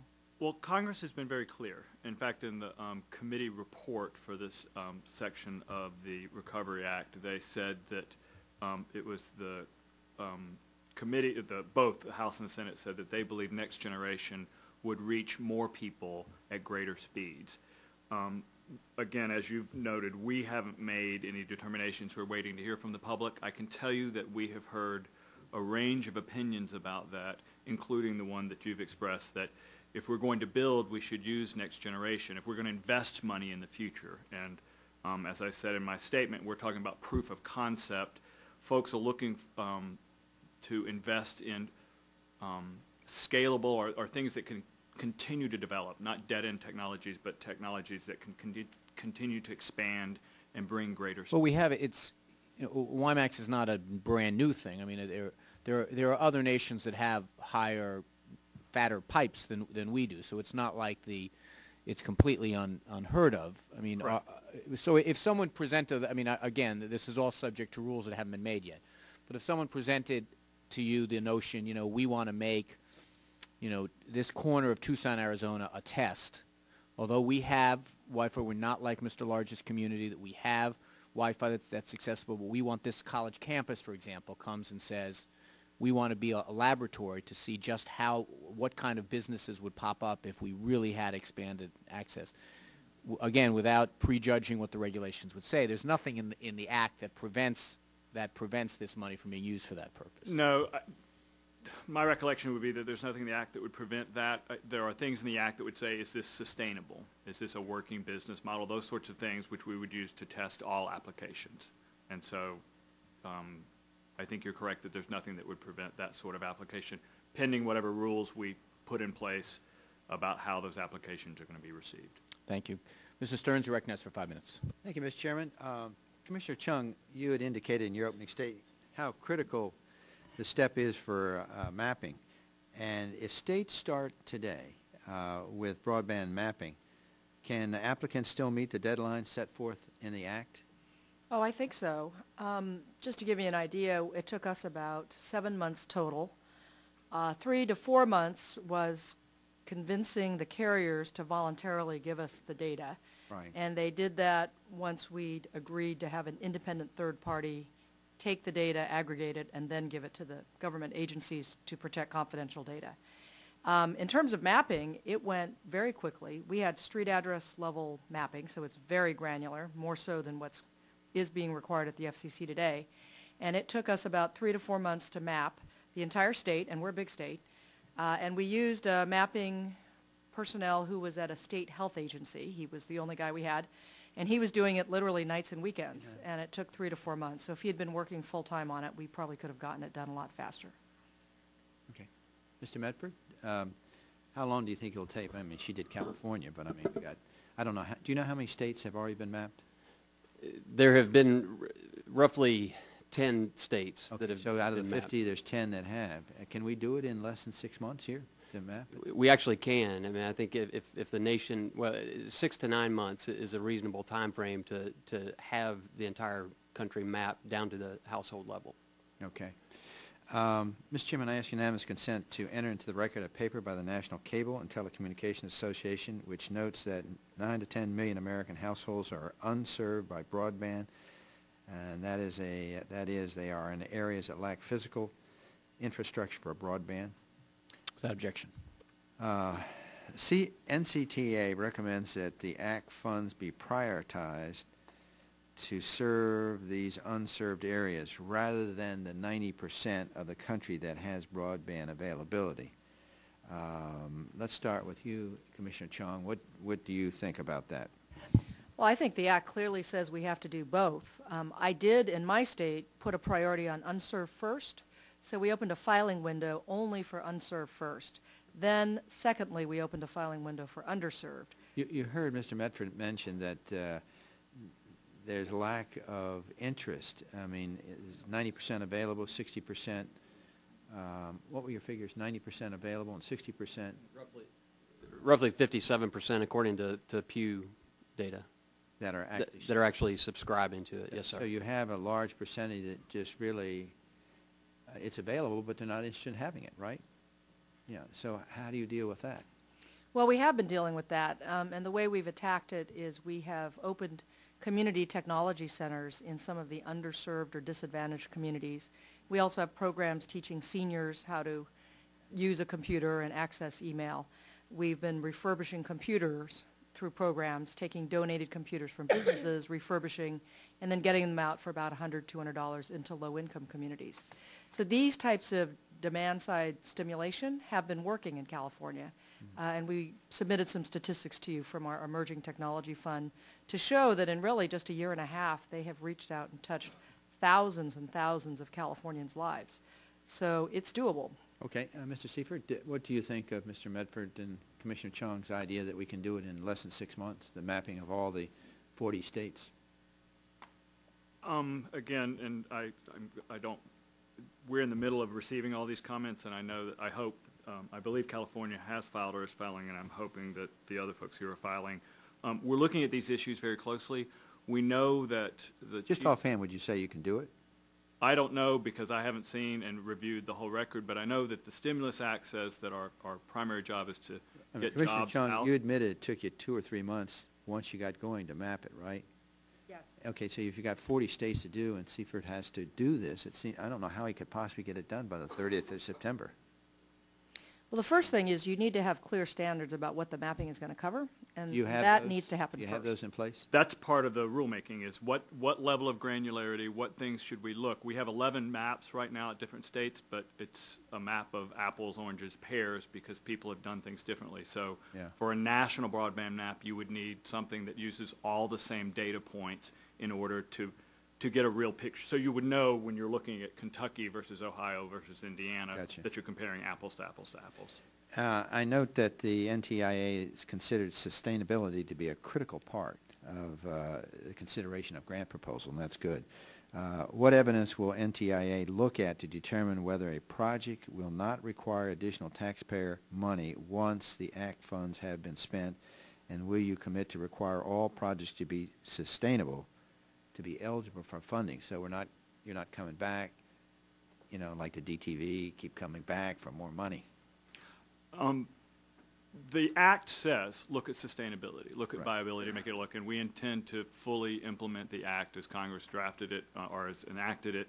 And sustainable is important because these are supposed to be test bed proof of concept for down the road. Right. And if you have a project that can't live on its own after the 2 years, that may not really teach us all the lessons we need to know in order for future investments to take place. So it's a very serious consideration. We're receiving comment from across the board about how to test that, how to demonstrate the projects are workable and viable. Thank you, Mr. Chairman. Thank you, Ms. Stearns. Ms. Christensen, you're recognized for 5 minutes.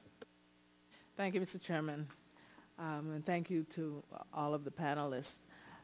Mr. Seifert, among the recommendations from MMTC, which I'm sure would be seconded by the Alliance for Digital Equality, is that minority-serving institutions should not be expected to meet a 20% match in the BTOP. And there's precedent set in at least one other section of the ARRA. Do you see any barriers to waiving this match in this or any other special circumstances? The statute clearly contemplates waiver where parties demonstrate financial need, and I take your point very seriously. We had this discussion at one of our field hearings where a tribal interests were represented, and the issue came up, and it was a matter of great debate amongst the tribes themselves about whether if you did not require the match, wouldn't that shorten the amount of dollars you could get out? It might shorten the number of tribes you could reach, or if you did require the match, that would allow you to stretch dollars further. So that's kind of the range of debate we're seeing about this. And then other folks have said, what about if I give you staff? Does that staff account for? And so we're looking at those issues and trying to make sure that we figure out the best way to make the most out of these dollars and to stretch these dollars as far as we possibly can. Thank you. And again to you, Mrs. Seifert and Mr. Villano as well. Representative Rush mentioned his amendment that now is in law, which says, consider whether an applicant is a small disadvantaged business under the Small Business Act Section 8A. Civil rights groups suggest a point system where you'd give extra points to a small disadvantaged business applicant or subcontractor. Is that possible? Is that something you would support? And I noted in some meetings that we had with the agencies overseeing TARP and TALF that even though some of them had some outreach to disadvantaged business, they really didn't have any way to monitor it or to make sure it happens. Is a point system possible, and are you able do you have goals set and a way to reach those goals? A point system is certainly possible. We're looking at, so that's part of the selection criteria or the evaluation, the prioritizing, and so we're definitely looking at that. We've received comment on that. We had a number of members from the MMTC group on our panels who talked about those very issues. One thing I'm excited about is really, we have a subdivision of my agency, the Minority Business Development Agency, that we're working with very closely. They have some great staff. We have the, and then within my agency, that's in the commerce, and then within my agency, we have the Minority Telecom Development Program. So I've gone to them already and asked them to develop a program to make sure that we have outreach, that when folks who are doing these projects are either looking for contractors, that they have the ability to marry up those interests with these people who want to provide this. So it's our intent to make sure that there's this wide open a door for folks to walk through and participate in this program. And are you the same? Definitely the same. We're looking at all those options also. Okay. To Ms. Turner-Lee and Mr. Medford, I had the same question about growing demand. We, everybody talked about the need to grow demand, and I wonder if you had anything to add to what Commissioner Chung spoke to. Yes, ma'am. Thank you for the question, and I'll reference how important it is to carry out these activities at the very local level. And so part of what we do is build community technology leadership teams. We call them e-community leadership teams, and they bring together a cross-segment of the local community. And so you have local elected officials and folks representing the healthcare sector and education and agriculture and on down the line, tourism, et cetera. And they own their local plan for how they're going to use the broadband once it becomes available. And so as we work to help school districts figure out how they could improve their product and their educational system with broadband, that then sparks a community-wide interest in people owning computers to be able to take advantage of that while the local school district is investing. Specifically from Tennessee, I want to note that our program there, after 18 months of that kind of activity, home broadband adoption has increased by 26% compared to 15% growth nationally. And underserved populations have seen actually the largest increases in adoption and computer ownership, particularly among the demographics where we've sort of micro-targeted. Right. And so we've My had a time is running out. Okay. But thank you for your answer. I'd like to get Ms. Turner-Lee to get a few seconds in. To echo Mr. Medford's comments on growing demand, I mean, what we do in our work daily is to figure out how to deal with that side of the equation. And I think we can, again, build it, but it doesn't necessarily guarantee that the value proposition is there for potential consumers. I would like to just suggest, as we look at programs to fund, that we think in scale.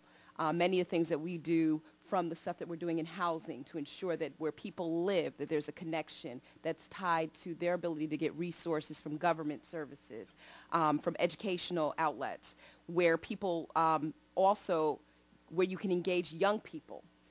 Young people serve as a catalyst in many neighborhoods. Our Digital Connector program, which has reached almost 3,000 youth to date, those kids have provided 56,000 hours of community service teaching their neighbors about technology. Applications. We've not talked yet about the application side of broadband. Once the broadband is available, what will people do on it? We've been really successful of creating what we call public purpose media applications, much like public broadcasting, to digitize that space and ensure that people get the resources that they need. So I would just encourage us to think bigger in terms of institutionalizing any efforts that we do on the adoption side. Thank you. Thank you, Ms. Ms. Matsui, you're recognized for 5 minutes. Thank you, Mr. Chairman.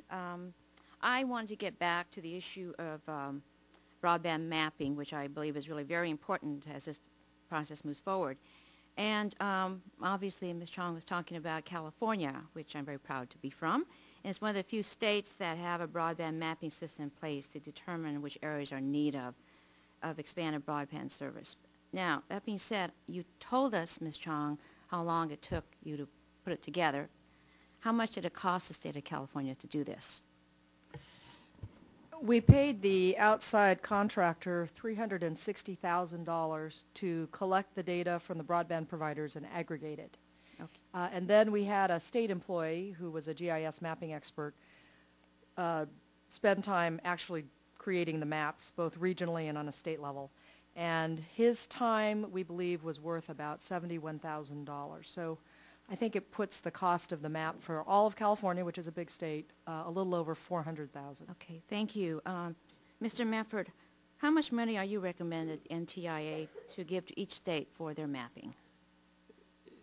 We haven't yet made that recommendation, but it's a great question, and I think the California example is a good model. We would expect a similar cost per state, and so it's a good question, particularly because there's a lot of feeling and discussion around that $350 million being just for mapping, but in fact a very small fraction of that $350 million will pay to create a national map. So you haven't yet determined how you'll divide up the funding for this, and it's not determined on the size of the state exactly then, or because California's a big state. It is. I mean, the cost for a state map is going to depend on state size. It's going to depend on population. It's going to depend on the number of broadband service providers who are there. But really, for 10 million roughly. To start a first phase, a baseline map, that's a reasonable kind of figure to have in mind. Okay, Mr. Chong, I understand California is considering using its own broadband grant funds as a 20% match for entities within the state. And what's California's process for identifying potential matching grant recipients for the broadband program? We go out and we beat the bushes to tell everybody we've got a program. That's the first thing, a lot of outreach. And then secondly, we have set criteria of what they need to do to apply, which I put in my testimony. We look at a lot of things. One of the most important things we look at is how many people they're going to cover, the area they're going to cover, how much cost that is per household, and we also look at their speeds, because speed does matter. And then finally, we look at their pricing. We have a little extra goodie point for them if they will commit to a price for at least a year. And we also give them another goodie point if they will give a special price to low-income persons in that area. And then we basically just crunch the numbers and decide what to approve. Okay, thank you. I want to go on to, let's say we're successful. I think in California we had 96% of California residents have access to broadband. But let's talk about adoption, because you could have it there, but if it's not adopted, it's no good either. And in most cases, adoption rates are associated with income as seen in the 2007 data from the Public Policy Institute in California, that only 51% of Californians earning under $40,000 a year subscribe to either dial-up or broadband at home, but over 95% of those earning over $80,000 or more subscribe to either one of these services. I have a question for Mr. Seifert. Considering that a large part of the funding of the broadband initiative will be targeted to rural areas, how will the grant programs address urban areas? I first want to make sure that folks understand that we're trying to work together to make sure that the rural program and NTIA's program works together. And it's one of those fundamental things that broadband pipes don't really understand borders, and that folks are trying to connect rural areas to urban areas. So the demand side is very important, but I think we have to make sure that we don't forget that there are urban areas that are also underserved, or if they've been functionally redlined, you could say they probably are unserved. If a person in an inner city can't afford the price of broadband, that person is not served with broadband. So those are things we're looking at, we're seeking comment, and we've heard lots of comment in our panels. So you will, income would be considered as far as a definition of underserved then? We are certainly being encouraged to do that. I can't tell you that we've decided one way or the other, but that is certainly part of the public commentary. Okay, thank you very much. Gentleman from Illinois, you recognize for 5 minutes. Thank you, Mr. Chairman. It's sorry I'm late. I have Thomas Denenberg, who's a student in my district, and it's interesting that his father is a captain in the fire department in one of my communities, and so he asked me what my role was in that sector, and I, as a lot of people know on this committee, I deal with the 911 caucus, and this kind of segues into this, and it's just serendipity. I didn't plan this, but it works out well, because Mr. Seifert talked to me about the PSAP issue and the deployment, and then I'd like to know from Mr. Villano, the debate, is this NTIA money or RUS money? I mean, both. Certainly. I'll do mine and pass it to Dave. We had the Western Regional Coordinator for NENA on a panel out in, the Flagstaff and Las Vegas are running together for me. But she spoke about the need to make sure that when we put big broadband pipes in, that public safety had access to that. That's the next generation of PSAPs, is that if I'm on my BlackBerry and I want to send something in, right now, if you're not next generation coordinated for your PSAP, you can't get that information in. Folks, deaf students at Gallaudet who use BlackBerries can't call that in when they can't call into the 911 thing until we get the PSAPs upgraded. So that's a very important part of what Congress has told us we need to do, is to make sure that we're looking at how to track public safety, including the PSAPs, into those issues. So which, you both will be involved, which pot of money? I mean, who's doing it? It could be either pot of money. I mean, we're looking at it as one pot of available funds, and wherever we can best serve the needs of the applicant, we would try to fund it from either source of. Based upon the description of the area by which we're great, thank you. We've had a great debate, and I missed some of this, and it's great to have Commissioner Chong here because of what California's done on this whole unserved debate, which is just critical, because there are areas that aren't served, and they need to be served. And I think that's the first place that we should be going. And I think my colleague from Ohio talked about the areas in his district. I have areas that aren't served. I would just lobby in support of making sure that we connect everybody with something before. And I do know there's a speed issue too, of what speed is at, dial-up. I don't think you can really call dial-up service only being served. So, but if they have high speed, I'm not sure. I would be careful about moving in that direction before you put money in the unserved areas. Mr. Seifert, if you already have access to 10 broadband maps, why not distribute money based upon those areas first?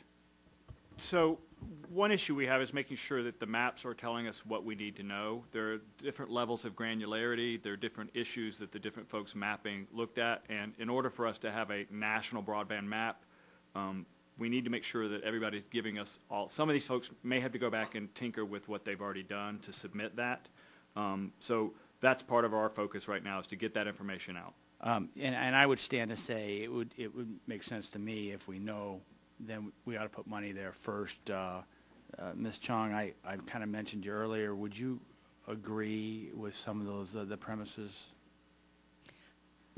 Yes, I would. I really think that we would have wasted some of our money if we hadn't done our mapping first. And we learned it from Connect Kentucky, because I went out there and did a field trip out there, and I realized the importance of really knowing with granularity where those areas were. And they showed up in places you wouldn't expect.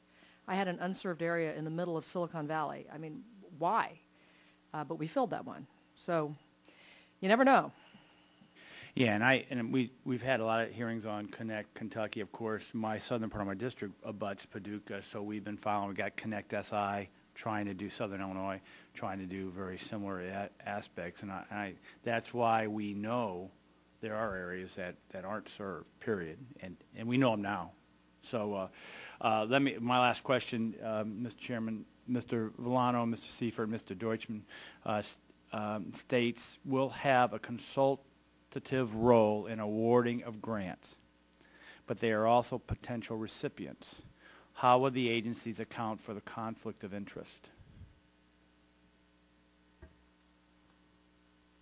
I think asking the states, their opinion about how things should be done is like asking the public how they believe things should be done. Many of the public that have submitted comment are going to be applying for grants.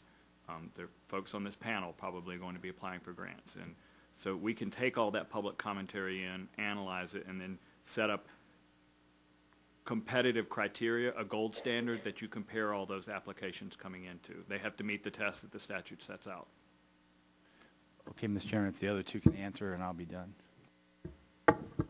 I would agree 100% with that. And I would just, they'll be making the grants, and what they outlined seems reasonable. Yeah, our biggest challenge is trying to follow the money and follow the money that you guys are apportioning through the states. And my guys at the grassroots level they're trying to figure this out because we got people asking, and that's because I think we're going to be trying to account for the dollars as they get passed out. So thank you, Mr. Chairman. Gentleman from Ohio, Mr. Space. Thank you, Mr. Chairman. First of all, I'd like to thank Mr. Mefford for being here and the good work that they've done with primarily their mapping strategies, not just mapping, however. And is your father also involved in Connect Kentucky? Was he? He is. He was actually one of the original organizers of the Connect Kentucky initiative. Right. Please extend to him my gratitude for his help. He's been to Ohio a couple of times to help with our projects. I have some technical questions I'd like to direct to Mr. Seifert and Mr. Villano about the process. And I think touching upon something that my colleague brought up earlier about the match, the 20% match, I'm hopeful that you will undertake a liberal interpretation of the term financial need, one that's not overly restrictive, because of the clear economic impact that this technology brings to an area, and the fact that almost to every single region where you've got underserved areas, you've got poverty. And those are the areas most in need, clearly, the poorer areas, that in many cases would not be able to afford the 20% match. I'm also hopeful that you'll be willing in your interpretive process to broadly define the types of monies or services that can be applied toward that match, whether it's in-kind services or other grants. For example, the FCC grant that is now operating in the Southern Ohio Health Network. We'd like to ensure that that could be seen as an offset, because that's part of, for example, our plan, our four-stage plan. So I'm optimistic you'll understand that the areas most in need are the last that should be precluded from qualifying because of their access to money. I'm curious about the process. Well, I know that wasn't a question. The questions that I have to do more with the process. And I know you're going to be going through this rulemaking process, and we're going to have 3 levels of funding and all that. But at the point where someone or some entity or some group of folks may submit a plan to you, presumably sometime this summer, what kind of process do you envision? Who will be the final arbiter? What kind of deference will governors, for example, be given, local government officials? How do you envision that process on a more practical perspective panning out? We always have to decide who gets to go first. So again, we are hearing from folks about what they think we should do, and one of the major comments they've made to us is make it understandable for applicants. You shouldn't have to be a very sophisticated applicant to apply. We should do small communities, innovators should be able to apply. So that's one of our driving concerns. The statute establishes some threshold criteria about how we need to evaluate these. And then we're looking to what the public has said about other criteria. The statute doesn't talk about deference to any particular body. It says look for sustainable, look for the greatest speed to the greatest population, those sorts of, I think, what we would call just standards, so that any application can stand next to any other application. You compare it to that standard and see how it matches up. Someone mentioned earlier point system. I could imagine where at the end of this notice and comment we say you get X points for the following things, or you get a scale of 0 to some points. But we're still trying to figure all that out. Our goal is to get that out in a way that's understandable, and then after the rule comes out is to go out into the communities and do training on how the application works. And do you envision an effort, a conscious effort, to ensure that these funds are distributed on a relatively widespread and state-by-state equitable basis? I mean, obviously based on needs, but is there going to be an intent to ensure that this is spread around, notwithstanding those standards? I understand you may have 10 or 12 worthwhile projects in Central California, but we'd like to make sure that this money is evenly dispersed in those rural areas. Is there going to be a conscious effort to do that? So the statute directs us to fund, to the extent practicable, at least one in every state, and that's a minimum from the statute, and we intend to comply with that to the greatest extent possible. I would caution to say that although 7.2 sounds like a lot of money, when you divide it by 50 states, 6 territories, and the District of Columbia, it works out to about $150 million apiece. And when you start looking at construction projects, middle mile facilities, you can burn through a lot of money very quickly. So I think our first desire, and what we're hearing from public comment, is to come up with standards that end up with proposals that stretch the dollars as far as possible. If they're using other Recovery Act funds, like if you're digging a road with some Department of Transportation, and you can say, we're going to lay the fiber at the same time, so we've stretched the dollars that much further. But our goal is to make sure that we have sustainable projects so that when the economy does recover, people can go to that community and say, this is how it needs to be done in the future. All right. The constraints of time prohibit me from getting into any more details. I would, however, look forward to having a meeting with you sometime in the near future, either in your office or mine, if that would be acceptable. It would be my pleasure. Thank you. I recommend going to his office, Mr. Seifert. Ms. Stupak, you're recognized for 5 minutes. Thank you, Mr. Chairman. Mr. Villano, excuse me. Let me just, a couple things. I keep hearing that the RUS program only funds the ILECs, the incumbent carriers, don't really help out the others.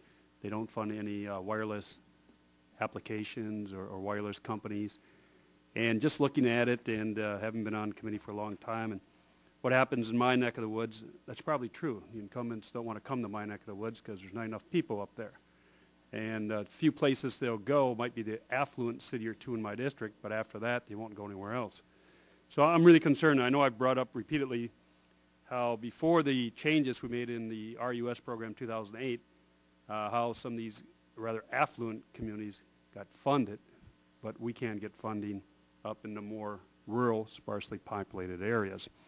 So I just want to make sure that, or let me ask you this, does RUS anticipate issuing the regulations to implement the statutory changes in the 2008 Farm Bill be part of the final rule issued with NTIA?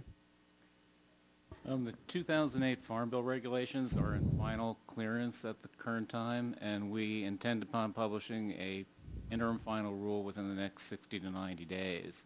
The funding that we received under the Recovery Act basically exempted us from the 2008 Farm Bill, so it allows us to set up a entirely separate program.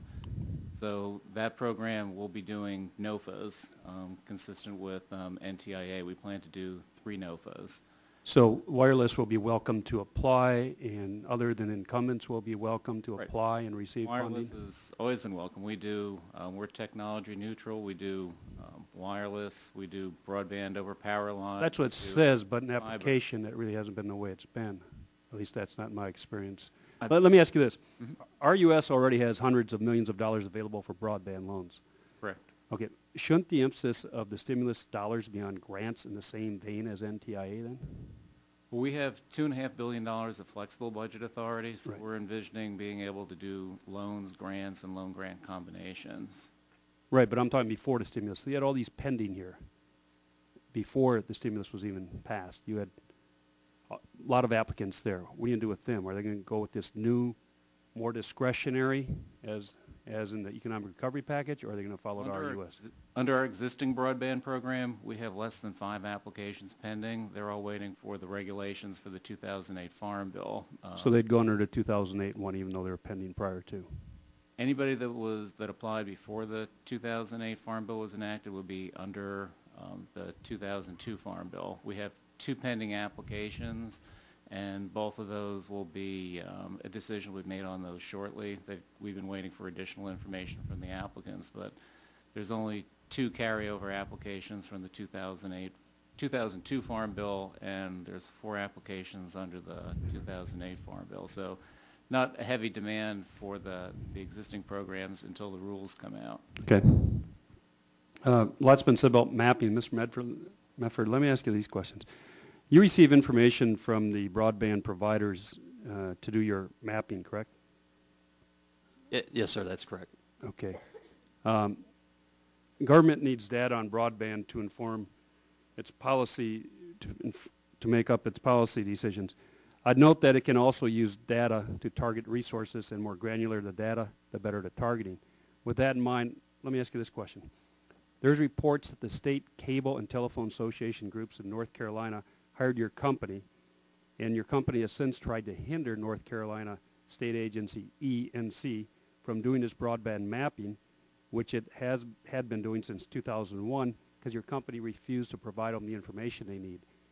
Also, I've heard that before it would consent to providing North Carolina with the information, AT&T insisted that the state agency enter into a non-disclosure agreement. So can you explain to me your organization's actions and how hindering the flow of information to state agency is consistent with your testimony here today? Yes, sir. I'm happy to address that, and with great respect, let me just say that the assessment of the North Carolina situation is not correct. We're actually partnering with ENC as the existing state entity to make sure that the information that we're now gathering from providers is going to be useful for their efforts to carry out much of the program, similar programs that we've discussed today. But if your providers are insisting on a non-disclosure, how can you provide the information then? Yeah, and it's a great question, and one that is broadly misunderstood. We actually in each either of you our provide it or you don't. Well, no, there's different aspects of the data that remain protected, and so for instance, the latitude longitude coordinates of where hardware exists is not information that we will provide, as a database to anybody who wants to access it. But what we do is we use those coordinates to determine where service is available from that hardware, and that's how we create a footprint, a visual representation of where service is available. So that information, Congressman Stupak, is available on each of the state websites. And so consumers and businesses can go there and validate it. And we have ways for them to feed back on that to tell us if there are places where they see it as inaccurate or incorrect. And we make those adjustments each time we receive that feedback. Well, if that's available, why would people hire you then? No, we actually make it available. So we gather the maps over to my right are from Minnesota, and there's 104 broadband providers represented on that map. And so we gather that data. It's not available in a single place otherwise until we gather it. And so once we gather it and we protect that very basic, fundamental competitive data, we then, again, make it available in a visual representation of... You brought up Minnesota. Then could the committee or the state of Minnesota then take a look at the raw data to determine where the discrepancies arise? Will you give them the raw data? Well, we have those non-disclosure agreements in place, so that, I mean, it would... So see, once again, you're blocking the availability. How about committee? Will you make it available to the committee for Minnesota? Well, now, what we can do, yes, sir, is make available this raw data that represents these footprints. So we're absolutely willing to demonstrate the validity of that by having the committee look closely at that and welcome that. Well, if you're willing to provide it to the committee, why aren't you willing to provide it to the state of Minnesota then? They actually do have it. I mean, you can log on to the Connect Minnesota website, connectmn.org, and you can see the data that's there. And you don't have to be the state of Minnesota. I mean, you can be a consumer or company or anybody, and you can do a household level search. So then your testimony today, you don't mind providing that information to Minnesota? We're providing it already, Congressman. So you're going to provide it to Minnesota then, yes or no?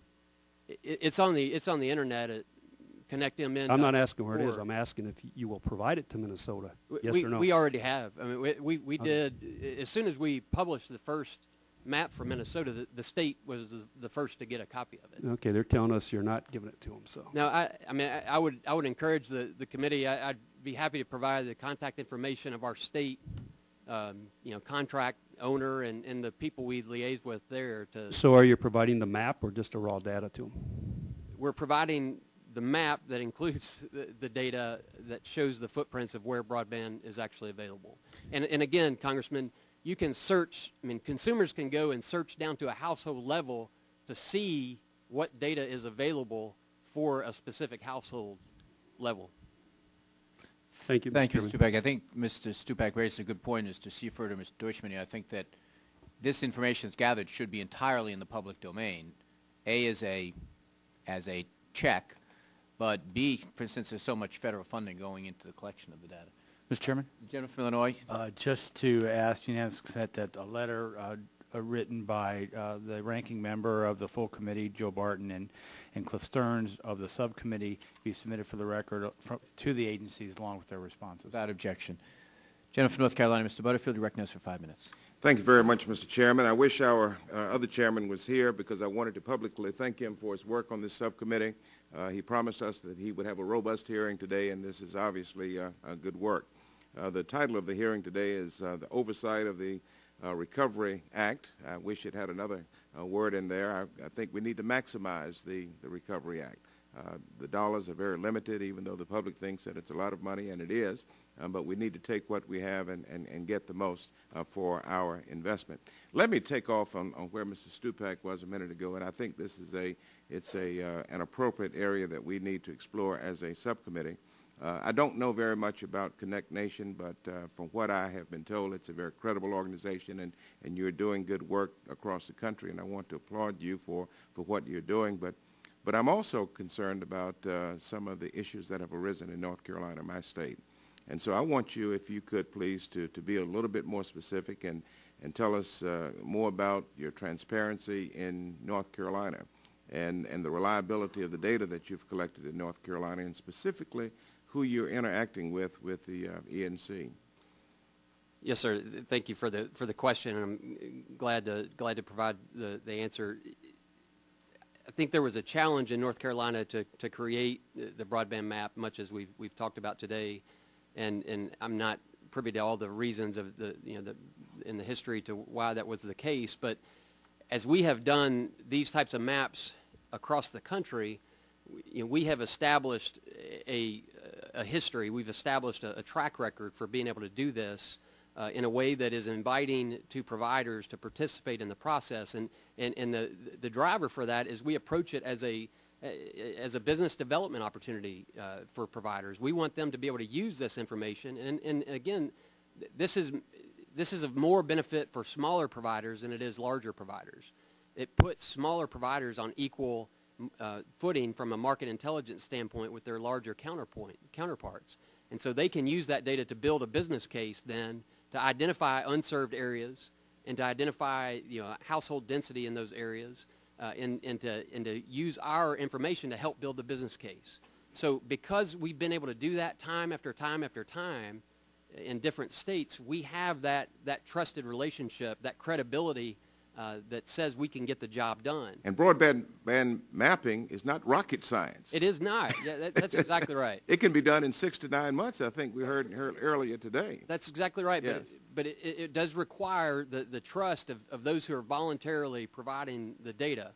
And so that's what we're able to bring to the mix. And in your home state of North Carolina, that's where we stand with the provider community recognizing that they could bring us into the state and provide the information that the state has been after for so many years. And again, that is done to empower existing efforts, certainly not to hinder ENC. ENC has a great history and a proven track record in ENC, and there's no desire for our organization to hinder their work, but quite the opposite, to empower it. Partner with them as well. To partner in a way that gives them the information that they've been seeking and allows them to then come to NTIA and RUS with maps in hand that identify where those areas are. Let me direct my next question to Ms. Turner-Lee. Thank you very much for coming. Thank all of you for your testimony today. I realize it's been a long day for all of you, and I particularly apologize for the disruption. We had to go to the floor for about an hour, and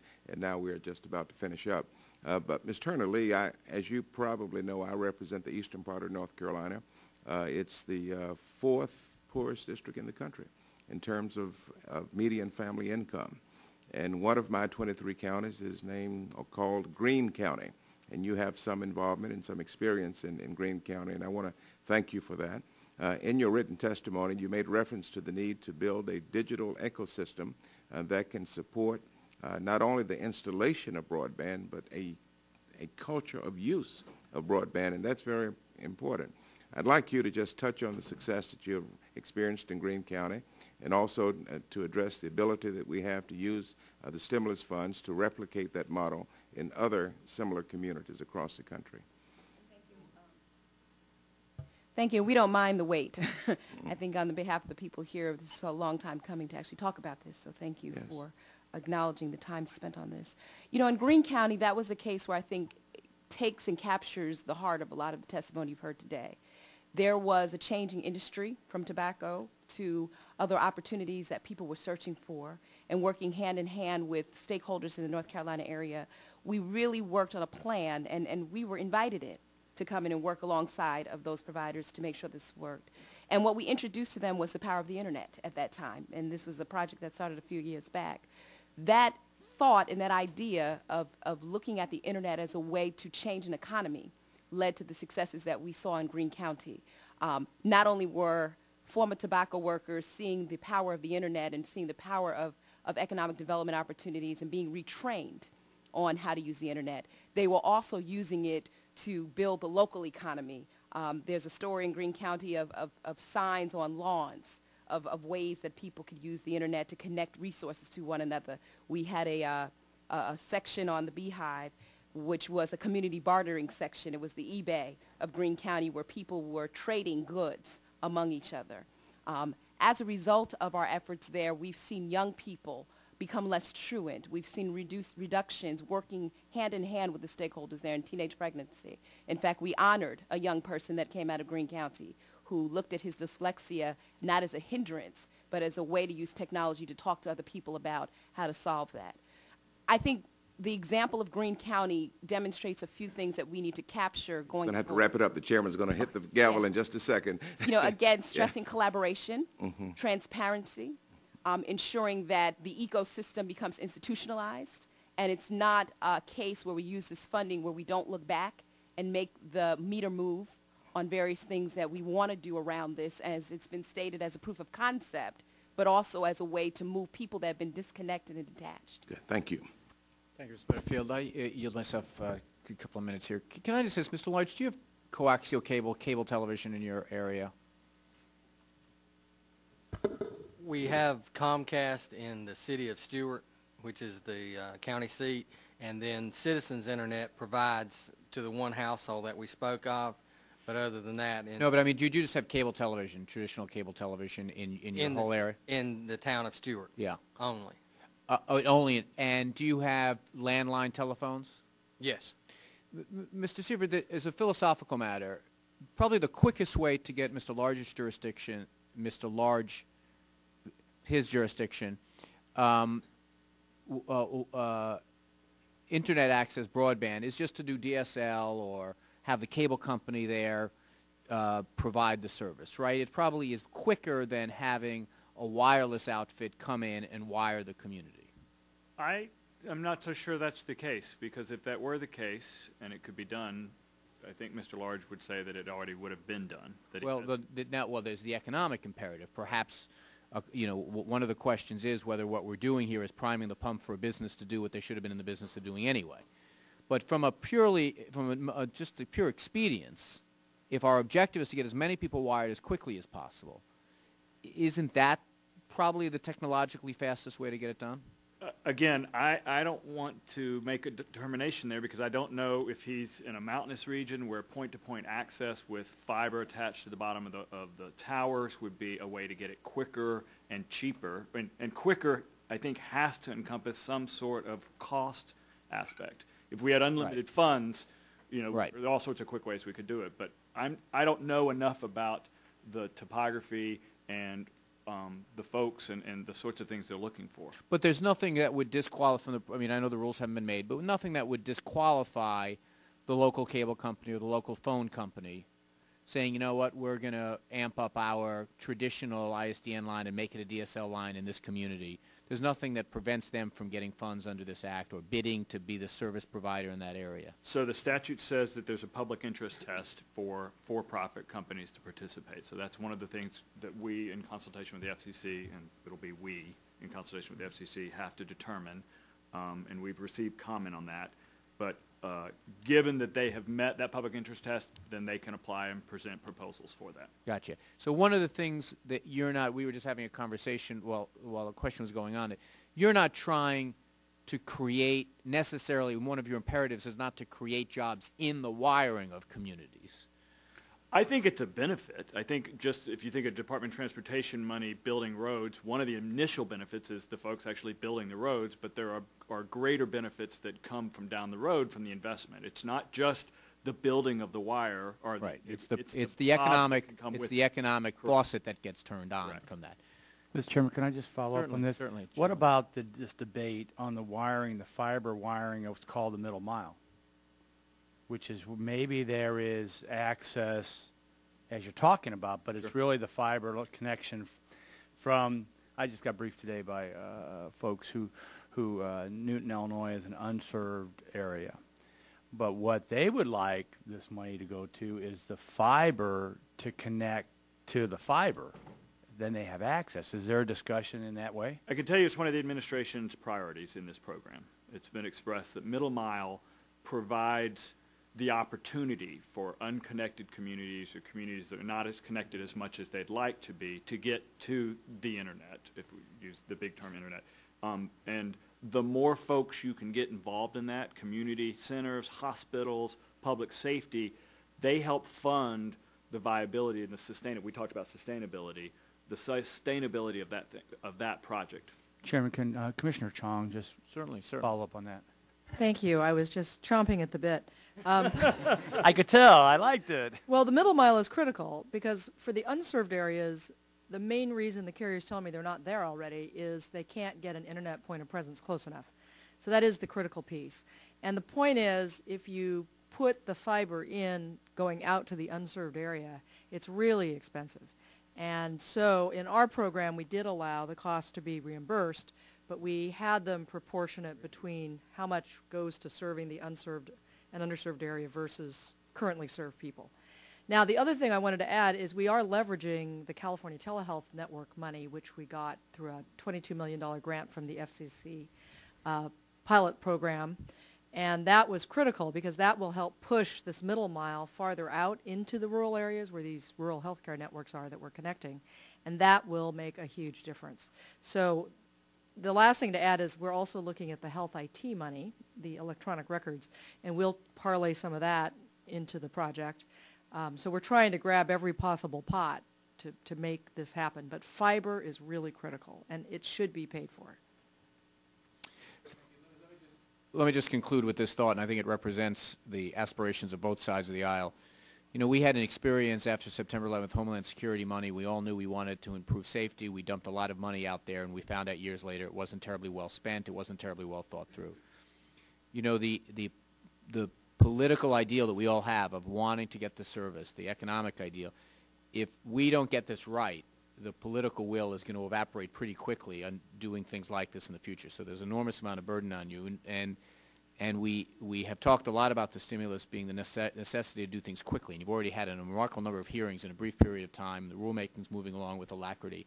But it's very, very important, I think, that at the end of this process, people say, you know what, not only did we get service to people that didn't have it, it made economic sense, it worked, people were seeing the benefits, because if we're going to push this envelope in next generations of Congress trying to figure out how you expand it even more, this is going to be the laboratory that a lot of people are going to look to for arguments pro and con. So I thank you very much, all of you, for your testimony. I thank you for being so patient while we had the series of votes. I ask unanimous consent to include for the record a memo from the Minority Media and Telecommunications Council without objection, and also ask that members have time to revise and extend their remark. We'll keep the record open, and I thank you all. This committee hearing is closed.